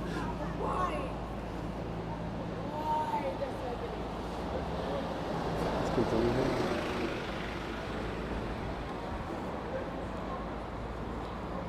Jane says, hardly anyone out. Nightlife in the UK is much earlier than nightlife in the US. People start hitting the pubs by like 5 p.m., 6 p.m. And most of them close by 11. I think legally most of them have to close at 11. If anyone can clarify, but I think there's legal restrictions on pubs. In New York, in the U.S., generally there's generally legal restrictions on bars, and I think it's around 4 a.m. at least with New York, and I think other parts of the U.S. might be 2 a.m. Like Boston was I think the earliest at like 1 a.m. or midnight or something like that. But generally it's a lot later. New York is 4 a.m. where most places have to close a bar over there. But here it's 11 p.m. so early. And some of them close even before then. So yeah, it's a pretty early nightlife culture. If you want to experience nightlife at night, really at night, then you would have to go to clubs. I don't know where the clubs are concentrated. Let me know where they are.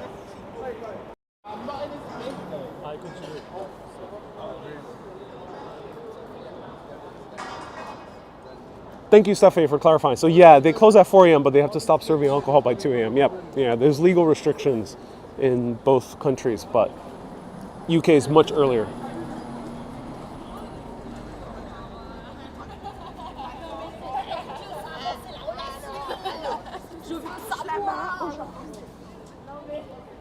Oh, the French have invaded. BA says, Heaven is a fun club.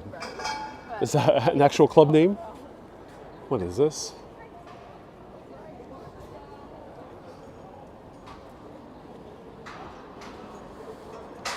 Are those trusses or scaffolding?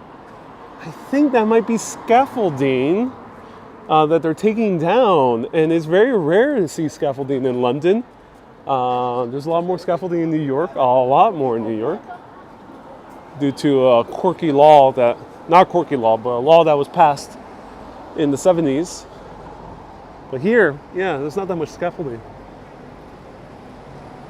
Lauren says Heaven is a gay club. Okay. B. Chris says there are over 300,000 French citizens living in London. Whoa, that's quite a lot. Covent Garden in Soho, says BA. Oh yeah, cool places.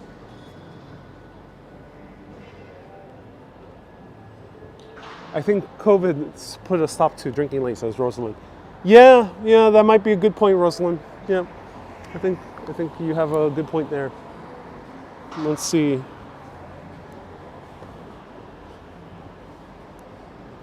It's eastward. Here's a Uniqlo, which is rare in these parts.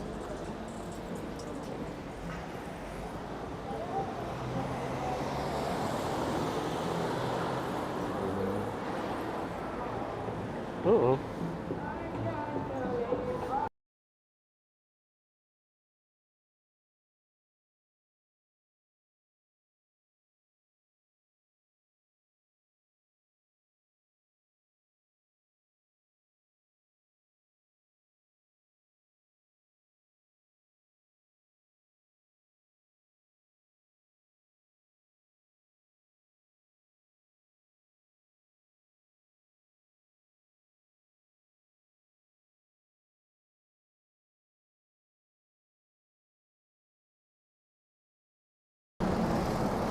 All right, I had to mute because that pedicab that you saw, very bright little, it was playing very loud hip hop.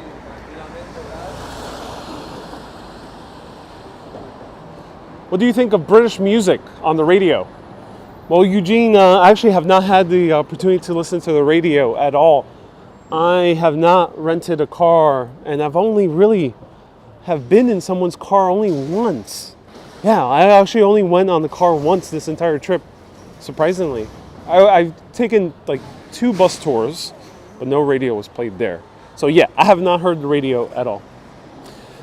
But UK music in general, there's a lot of great bands from the UK. I mean, classically, there's a lot of great bands from the UK like the Smiths, the Beatles, Rolling Stones, the Clash. The list is a massive list.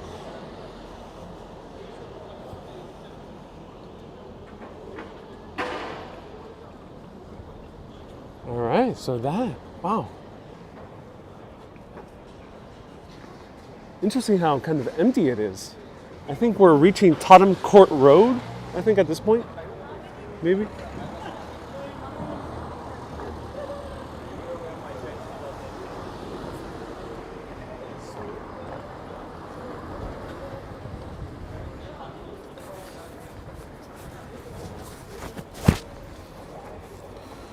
Debbie says, correct. Thank you. Okay. Okay, so we'll end at Tottenham Court Road. It's a good place.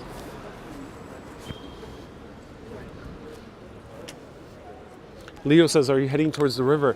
You know, I would like to take a bus that gets there to the river, but I think at this point it's pretty far. There's a Primark down here too, said Deb. Yeah. Okay, this is where it gets tricky. You know, as a New Yorker, at this time, I'm a bit hungry. I want a bite to eat, but Not too many places in London, so let me know if any Londoners have recommendations. For me, myself, after this live stream, to grab a bite to eat, what do you recommend, especially in central London?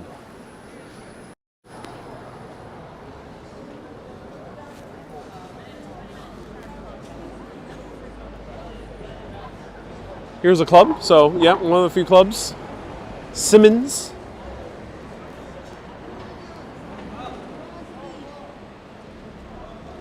Debbie says 24-hour Tesco Express. Yeah, Tesco, you can actually, I could get a pork pie, actually. I could get a Tesco pork pie. Eugene says you could go McDonald's. Oh no, I would not eat McDonald's even, no matter how hungry I am.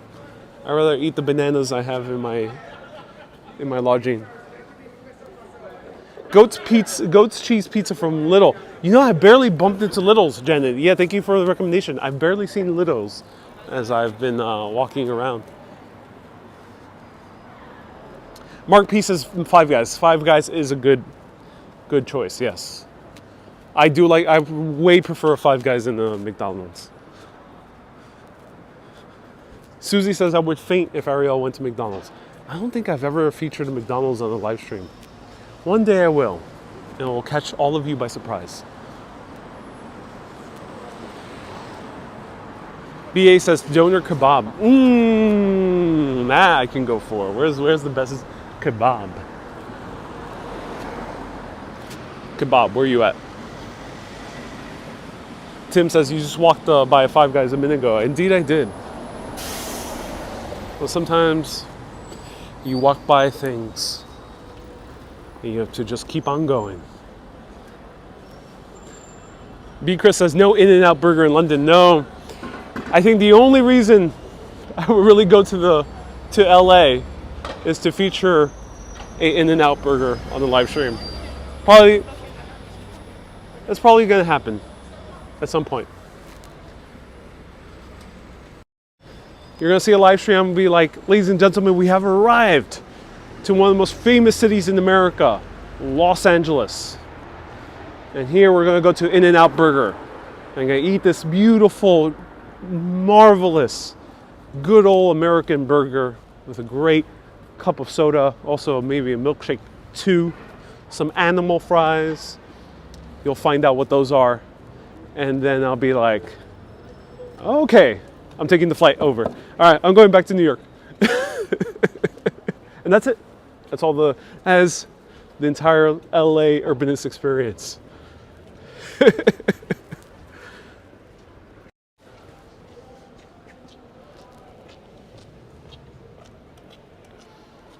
Crazy Auto says, well, it'll make your life is easier because it's right by LAX, which is the Los Angeles airport. Oh, that is very good. Robbie says you don't need to go to LA to have an In-N-Out. Well, you know, I think it's part of the experience. I can go to Las Vegas for In-N-Out, but you know, it's a very famous burger chain that's still independently owned in the West Coast. And they started in LA, as far as I know, or started near LA at least. And they're amazing burgers. And they're very inexpensive, actually. Lauren says that's one expensive burger. Well, the burger itself in LA is very inexpensive. Oh, I think I remember this place. I've been here before.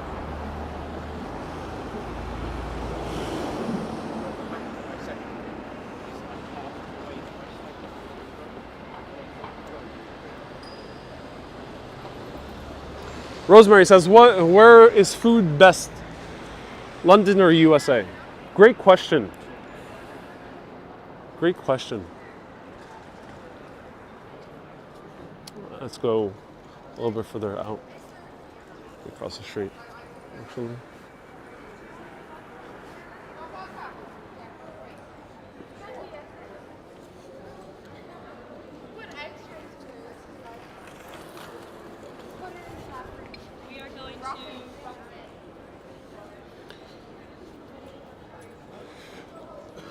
So now we're starting to see skyscrapers of London, high rises. once you start heading out, well, actually you see a lot in the City of London, but there's a lot of the London we walked through today was devoid of skyscrapers. So we're approaching not City of London, but we're approaching a different neighborhood. Let me know, what neighborhood should this be? Is that not a food joint on your left, says Keenan? There was I think it was a nightclub. It was on my left. It is just Bella says Ireland Supermax was the best. Whoa. I love Ireland. But I would not say Supermax was one of the things I loved about Ireland.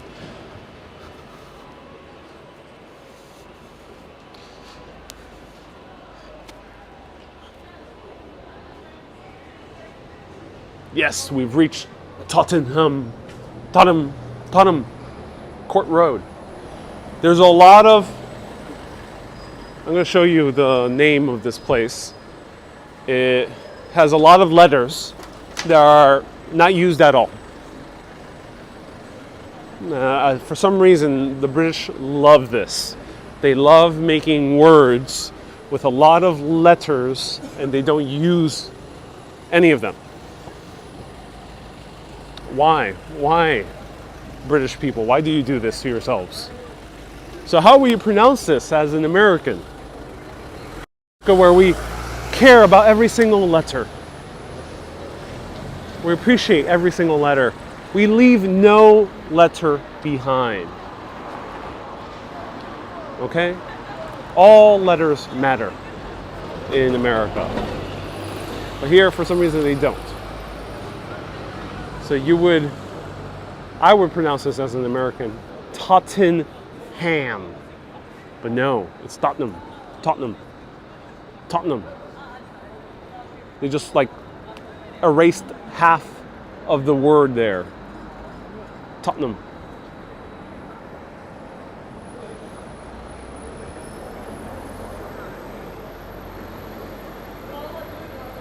Deb says it's Tottenham. Yeah, Tottenham. Ooh, is that the Whitechapel? If anyone can let us know, is that the Whitechapel? Oh yeah, and someone earlier said that people are coming out of the clubs. Yeah. The people are rushing out of the clubs now.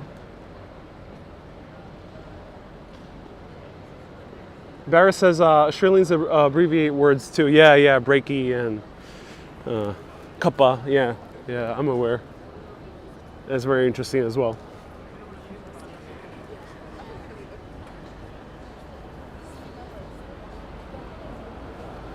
Nicholas says this is busy in London. During the day, this is packed with people. Lots of commuters here. This is one of the main intersections here. One of the main transit hubs.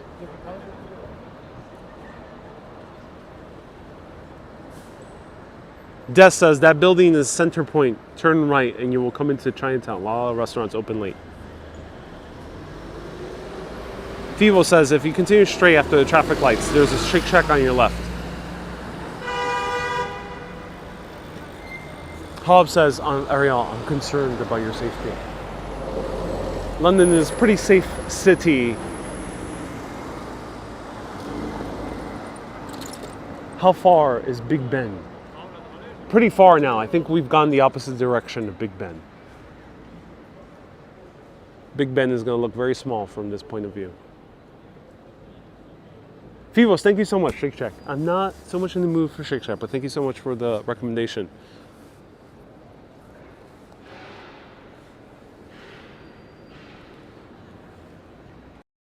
Which way is Chinatown? Which way? This way? Are we that close to Chinatown? Let me know how close we are to Chinatown. BA says Chinatown should be open at this time. Nicholas says I wouldn't go to London, not very safe. When people tell me that, I'm from New York, so I already know my street smarts in New York. Of course, anything can happen anywhere. So always, that's life. Anything can happen literally anywhere. Sometimes the safest cities, something bad happens to people. Kind of sucks. But if you're street smarts, you can avoid that. So you can lessen the risk.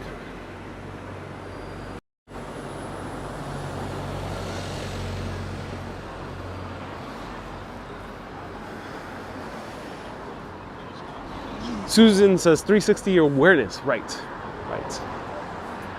What do you mean you don't blur?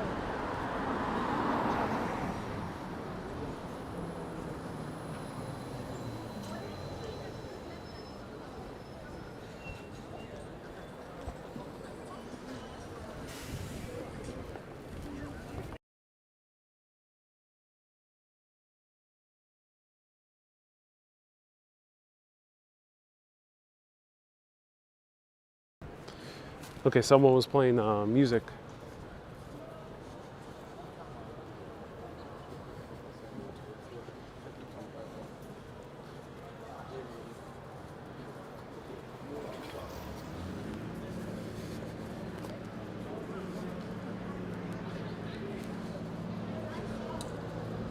Mirna says, I'm watching and laughing. Okay, that's great.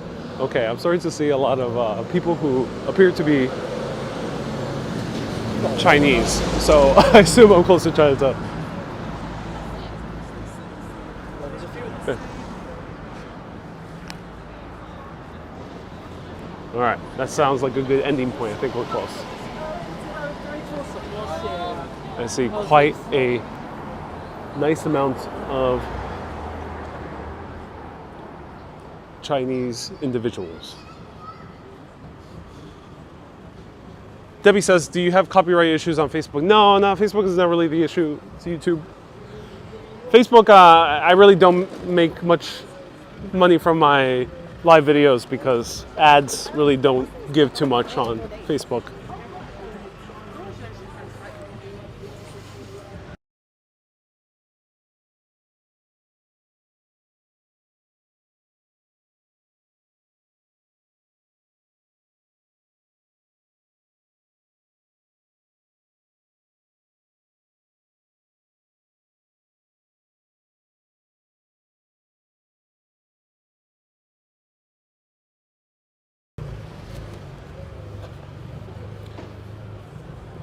Ron says, I get a feeling you'll see a Jollibee. I think there might be a Jollibee in London. I had to mute again because of music. Or maybe it's not meant to be at times. Like, some of the stuff he was doing, I was like...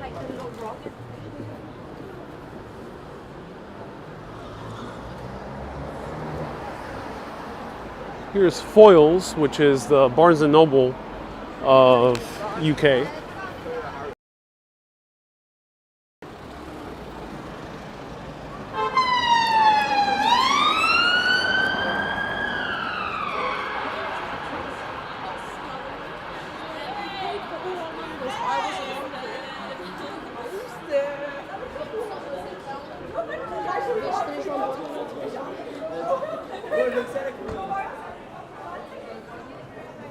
This is nice. This is the more lively nightlife area. Okay, my ride has arrived.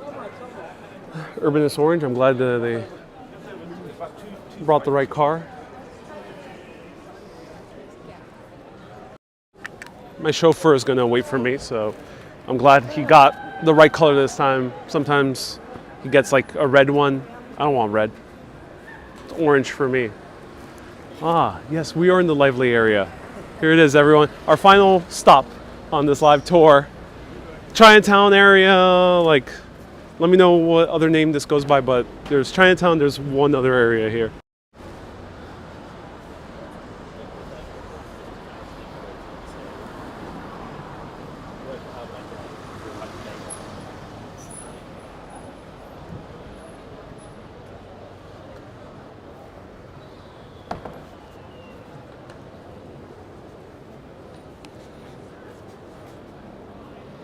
Scotland says we're back in Soho. Okay, so Soho and Chinatown is there. Wow, Soho is huge, really. We've walked quite a lot, and we basically have walked most of the perimeter of Soho.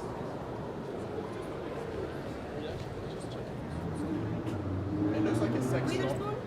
No. Bernie says, is that Chinatown? I think we're around the corner.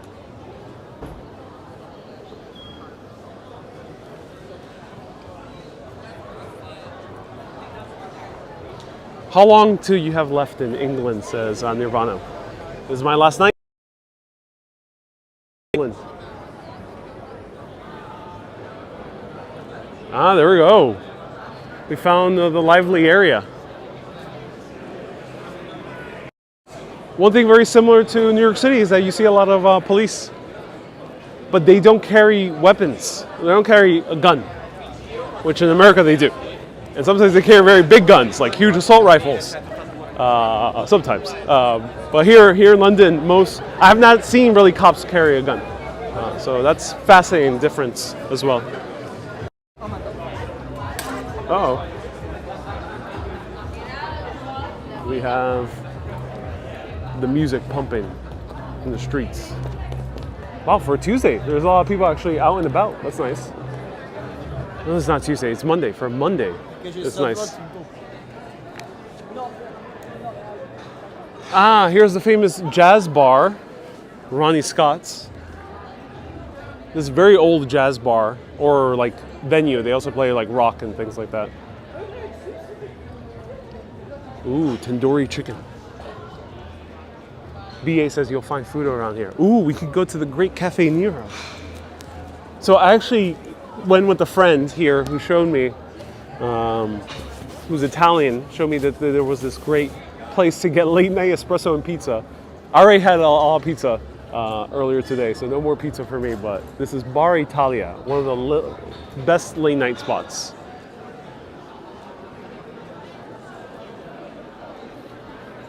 You get pastel de nata, which is the egg tarts here. Oh, look at this. Pepe, more Italian late night bites.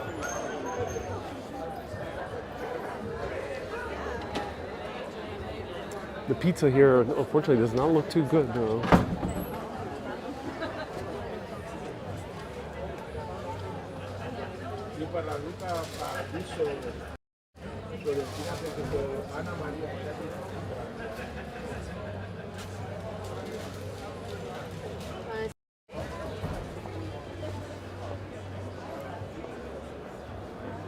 That did not look like the best pizza, but it appears that that place is popular.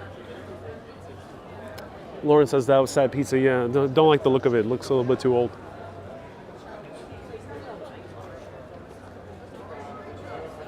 Wait a minute. Is this the Pizzeria da Michel from Naples? Any foodie Londoners out there, if you can find out? Is this the one from Naples? So in Naples, one of the more famous pizzerias that are very old is called the Pizzeria da Michel. Or Michele, sorry. That's, I was pronouncing it pretty Spanish. Michele. Someone broke into the pizzeria. 9 minutes.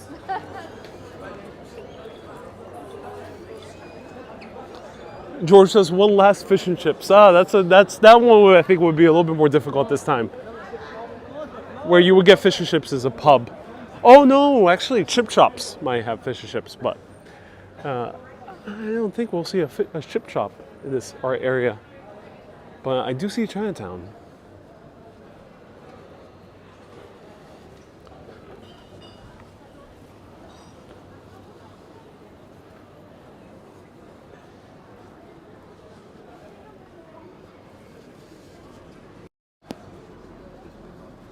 Bar Italia is a very historic place, says Antonio. Oh, thank you so much, Antonio. Yes, it was directly recommended to me by an Italian friend. Beautiful pubs.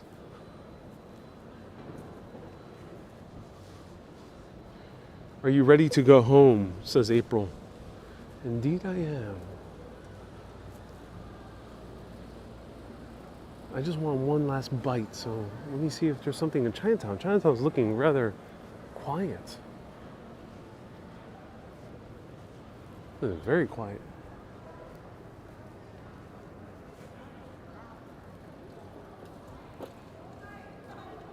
Wow, is there no one in Chinatown? Hey Trish, thank you so much for tuning in. Good luck on your exam.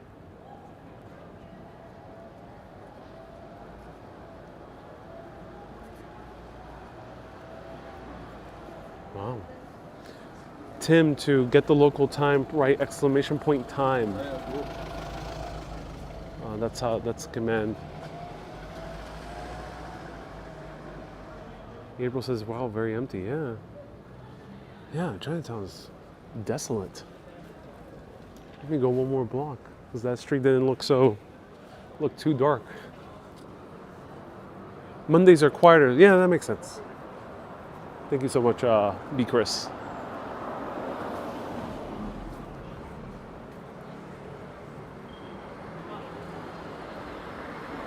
$11:10 p.m. Oh my God. Well, luckily I was able to change my flight for later tomorrow, so I don't need to wake up too early. No.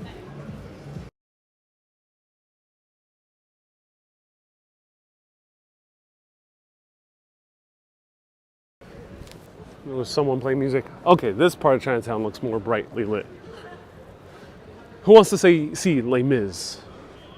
Red, the color of angry men. Black.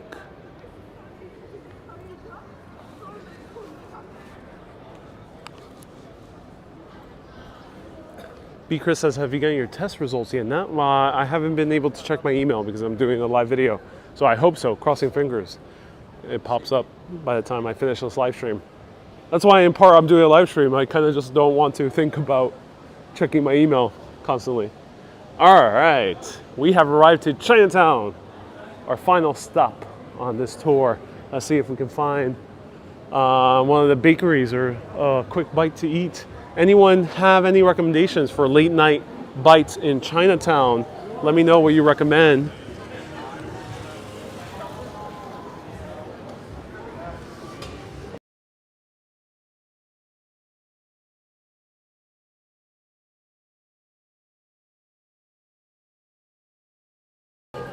Okay, more popular music.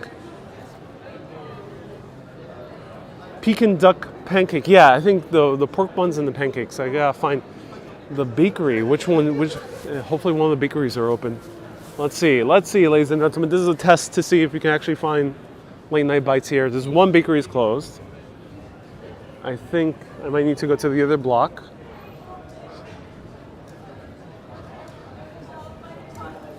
Chinese street food. Oh, cool.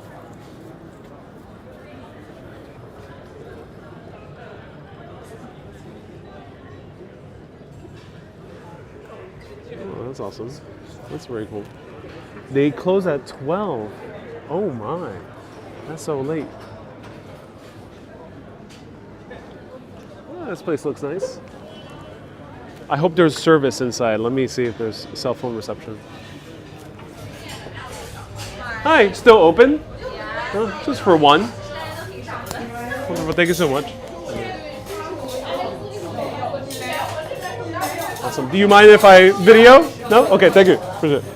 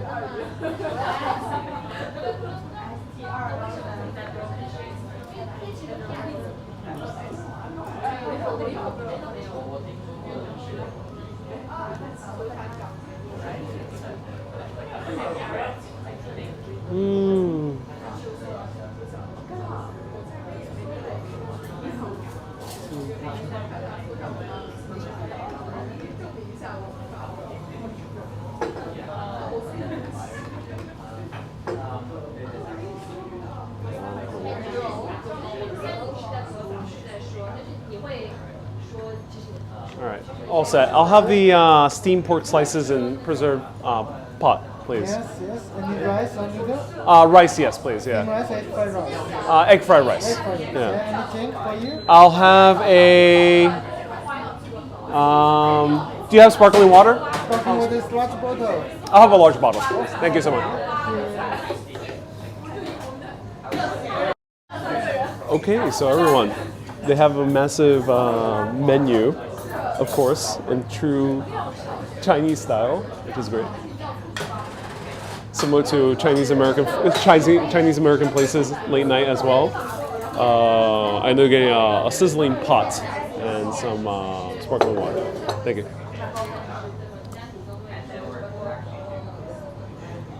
And great thing is live streaming is more normal among Chinese and Koreans, so it's a great thing. That's why maybe the employees here already know. Closes at 1 a.m. Bernie, 12 a.m. this particular spot, but yeah, a lot of places close late here.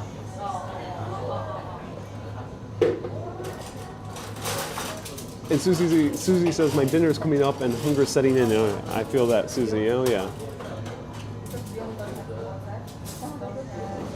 Bernie says it has great ratings. Oh, that's good to hear. Yeah.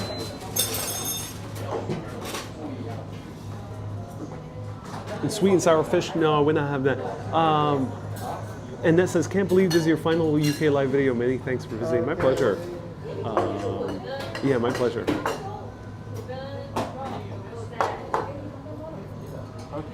Thank you so much.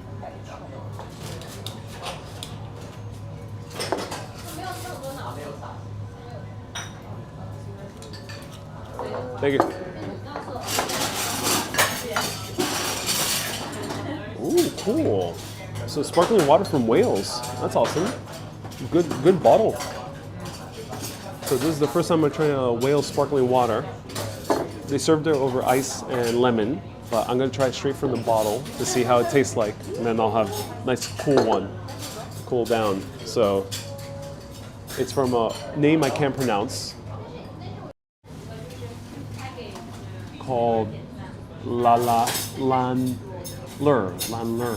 Oh no, the double L is guttural. So that's hard.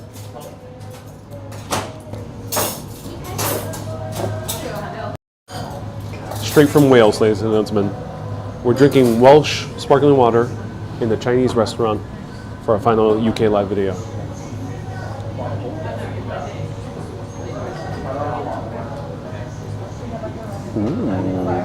And that is really good. Ooh. Has a slight metallic aftertaste, which is great in a good way. It's kind of that very mineral-y taste to it. It's hard to describe water. It really truly is something that is really difficult. But yeah, it has kind of more of that metallic aftertaste, kind of more mineral-y.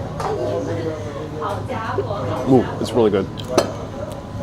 Marco says it looks like a bottle of vodka. Yeah, vodka straight tonight. NBA says chugging the bottle. I'm very thirsty. And Justine says the minerals. Yeah. And Debbie says the very long word in Welsh. Yeah. And Antonio says try visit Paignton in Devon. Very beautiful seaside town. I'll try my best. And interested to see the food. Oh yeah, you're gonna see the food. I'm so excited to show you some food.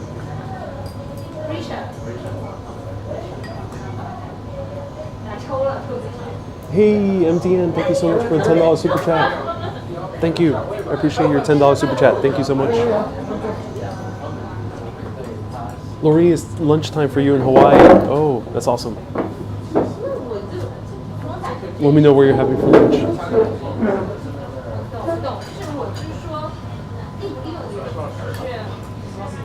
And Rosemary says, I've had Chinese from here. It's really good. Okay, Rosemary, that's awesome. How does Chinatown here compare to NYC?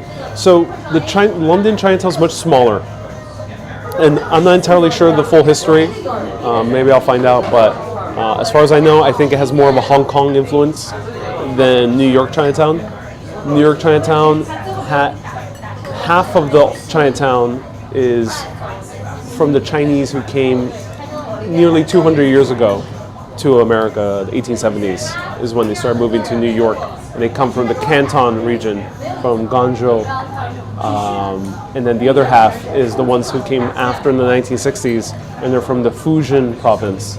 So I am under the impression that the Chinese here might be from a different area, but let me know. We have Annette and a few other viewers from that are ancestors from China.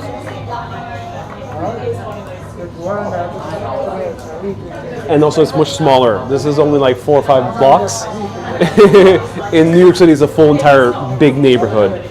And the biggest Chinatown outside of China is Flushing, Queens.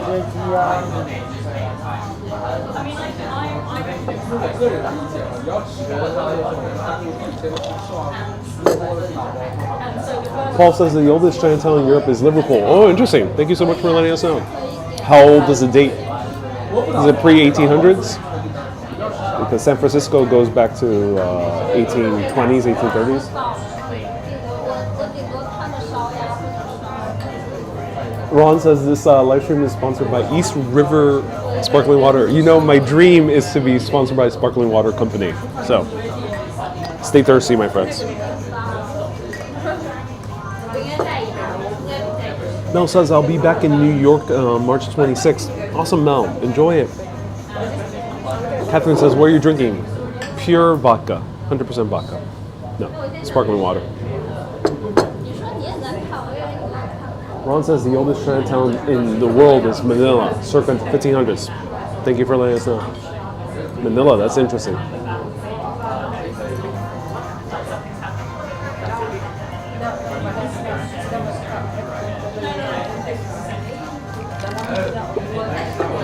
Kat says I went back to Christmas in 02 and 03. I want to go back, says Kat. Oh yeah, I hope you do. So it's interesting. I think the kitchen is on a different floor. Look at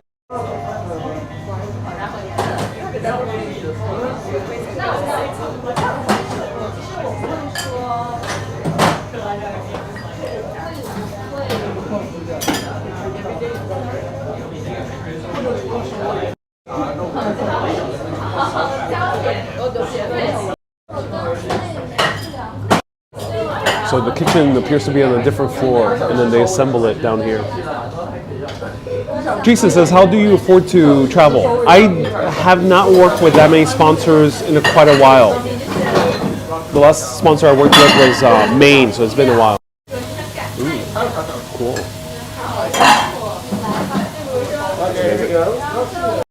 Awesome, thank you so much. Wonderful. Wow. Perfect, thank you so much, I appreciate it.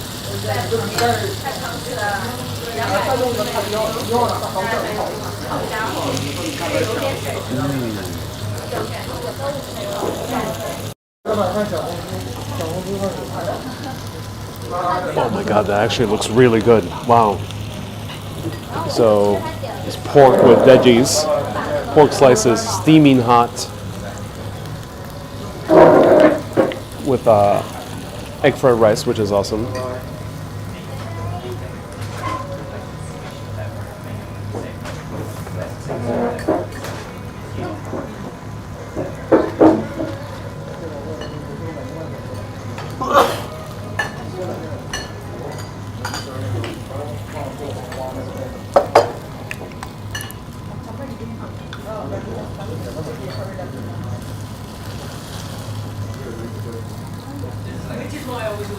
Ooh, this looks like a great pork belly. Look at that. Wow.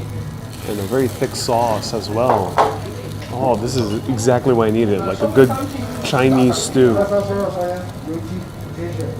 This is what I love about British food, is the stews and kind of the hearty flavors, and this is cool that we're having this Chinese version. I'm gonna put that right on the rice. Let the rest heat up a little bit, but a little bit more sauce on the rice. We'll try that first. Wow.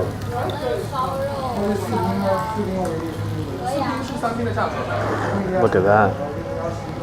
It smells amazing. Great kind of hearty smells from it. I love it, how steaming it is. Ooh. Dara says, "Who says that British food is bland?" Well, this is not British. This is Chinese. I'm not sure if there's British influences. But of course, Hong Kong had British influence for more than 300 years, and then vice versa, of course. Ooh, so the pork just falls apart perfectly. What should I say? 要不然你可以点这个，这个茄子豆腐也不错，有茄子有豆腐。 Wow. So super tender. Really tender. I did not expect it to be that tender. Chinese food in New York is more fast food. So generally it's good in the fast food kind of way, in a casual kind of way. But this one, truly restaurant quality pork slices here, super tender. They got the grease of the pork as well, so it's very juicy. Great rice as well. Really, really great.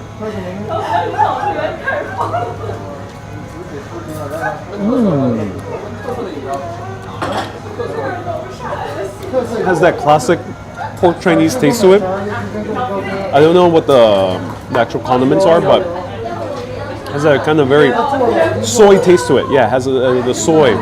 Really good. Wow, I'm truly impressed. I'm gonna put more of this on there. Catherine says the behind you might think you're a food critic. Yeah, there's a lot of food live streamers as well, so yeah.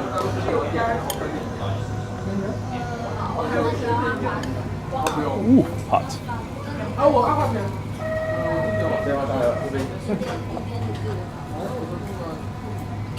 叉烧烧肉烧鸭油鸡啊。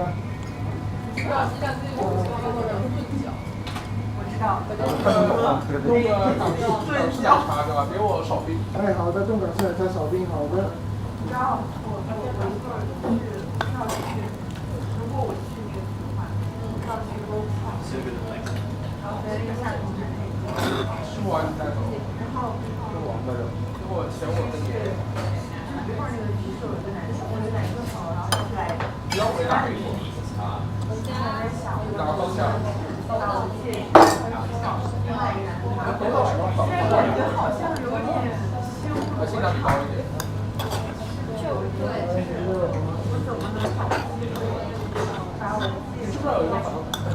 能给我奶茶少一点？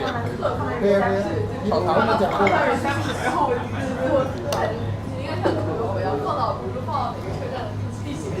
Look at that beauty.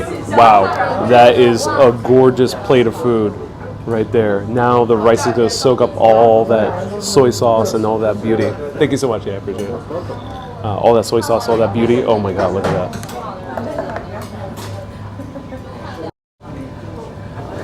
Now let's try really mixed. This is a great way to end the UK trip. Oh my God. So I'm really obsessed with British food, so I haven't had the chance to show a lot of international foods.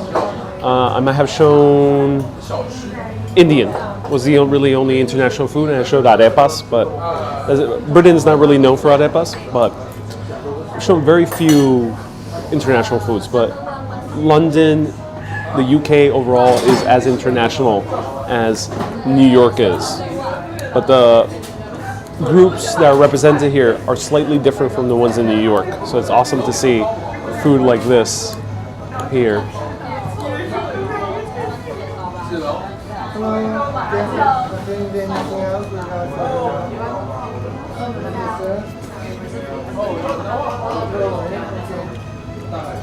Anything else with soda now?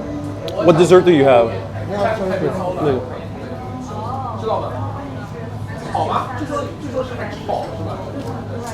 Thank you. No, it'll be too much food. Okay, dessert. But I might have a lemon tea. I'll have a lemon tea to finish. Hot, please. Yeah. Hot lemon tea. Yeah, thank you so much. Okay, everyone. So yeah, great food. Highly recommend it. They're doing last order right now because they close at 12. But this is an amazing place. I'm gonna find the name so I can recommend it to you. But I'm in love. I hope you enjoyed this UK trip as much as I did. It was a beautiful country. Highly recommend going to all these places. Aside from the amazing British food, try the international foods as well, like Chinatown here in London. And this is so much meat that it's hard to grasp with the chopsticks.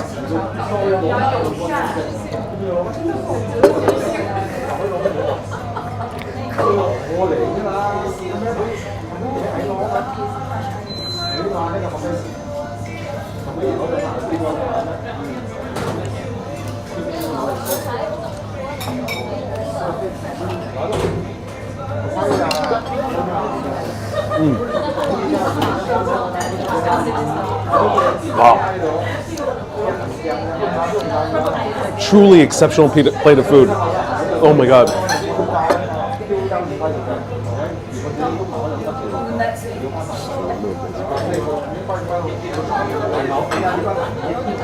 So this is called Cafe TTP.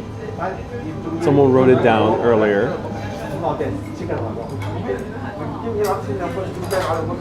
Is that the name? Let's see. Excuse me.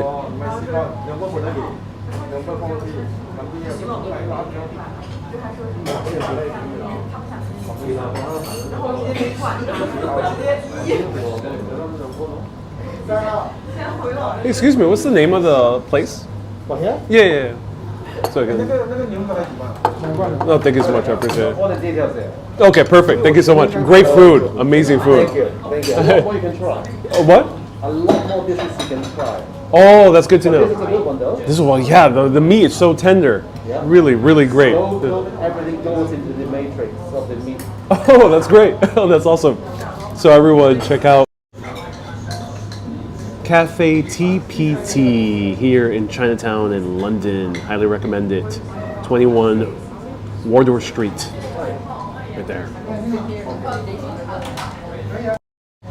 Okay, everyone, I'm ending off with the lemon tea. I'm going to finish the rest of this plate. Thank you so much for tuning in from this UK live streams. I'll see you back in New York for just a little bit, and then who knows where else I'll go. Everyone, keep being awesome, and always keep on exploring. Have a good day, everyone. Highly recommend this place. Oh, I'm going to enjoy the rest of this. Bye-bye. Bye-bye. Cheerio. Ta-ta.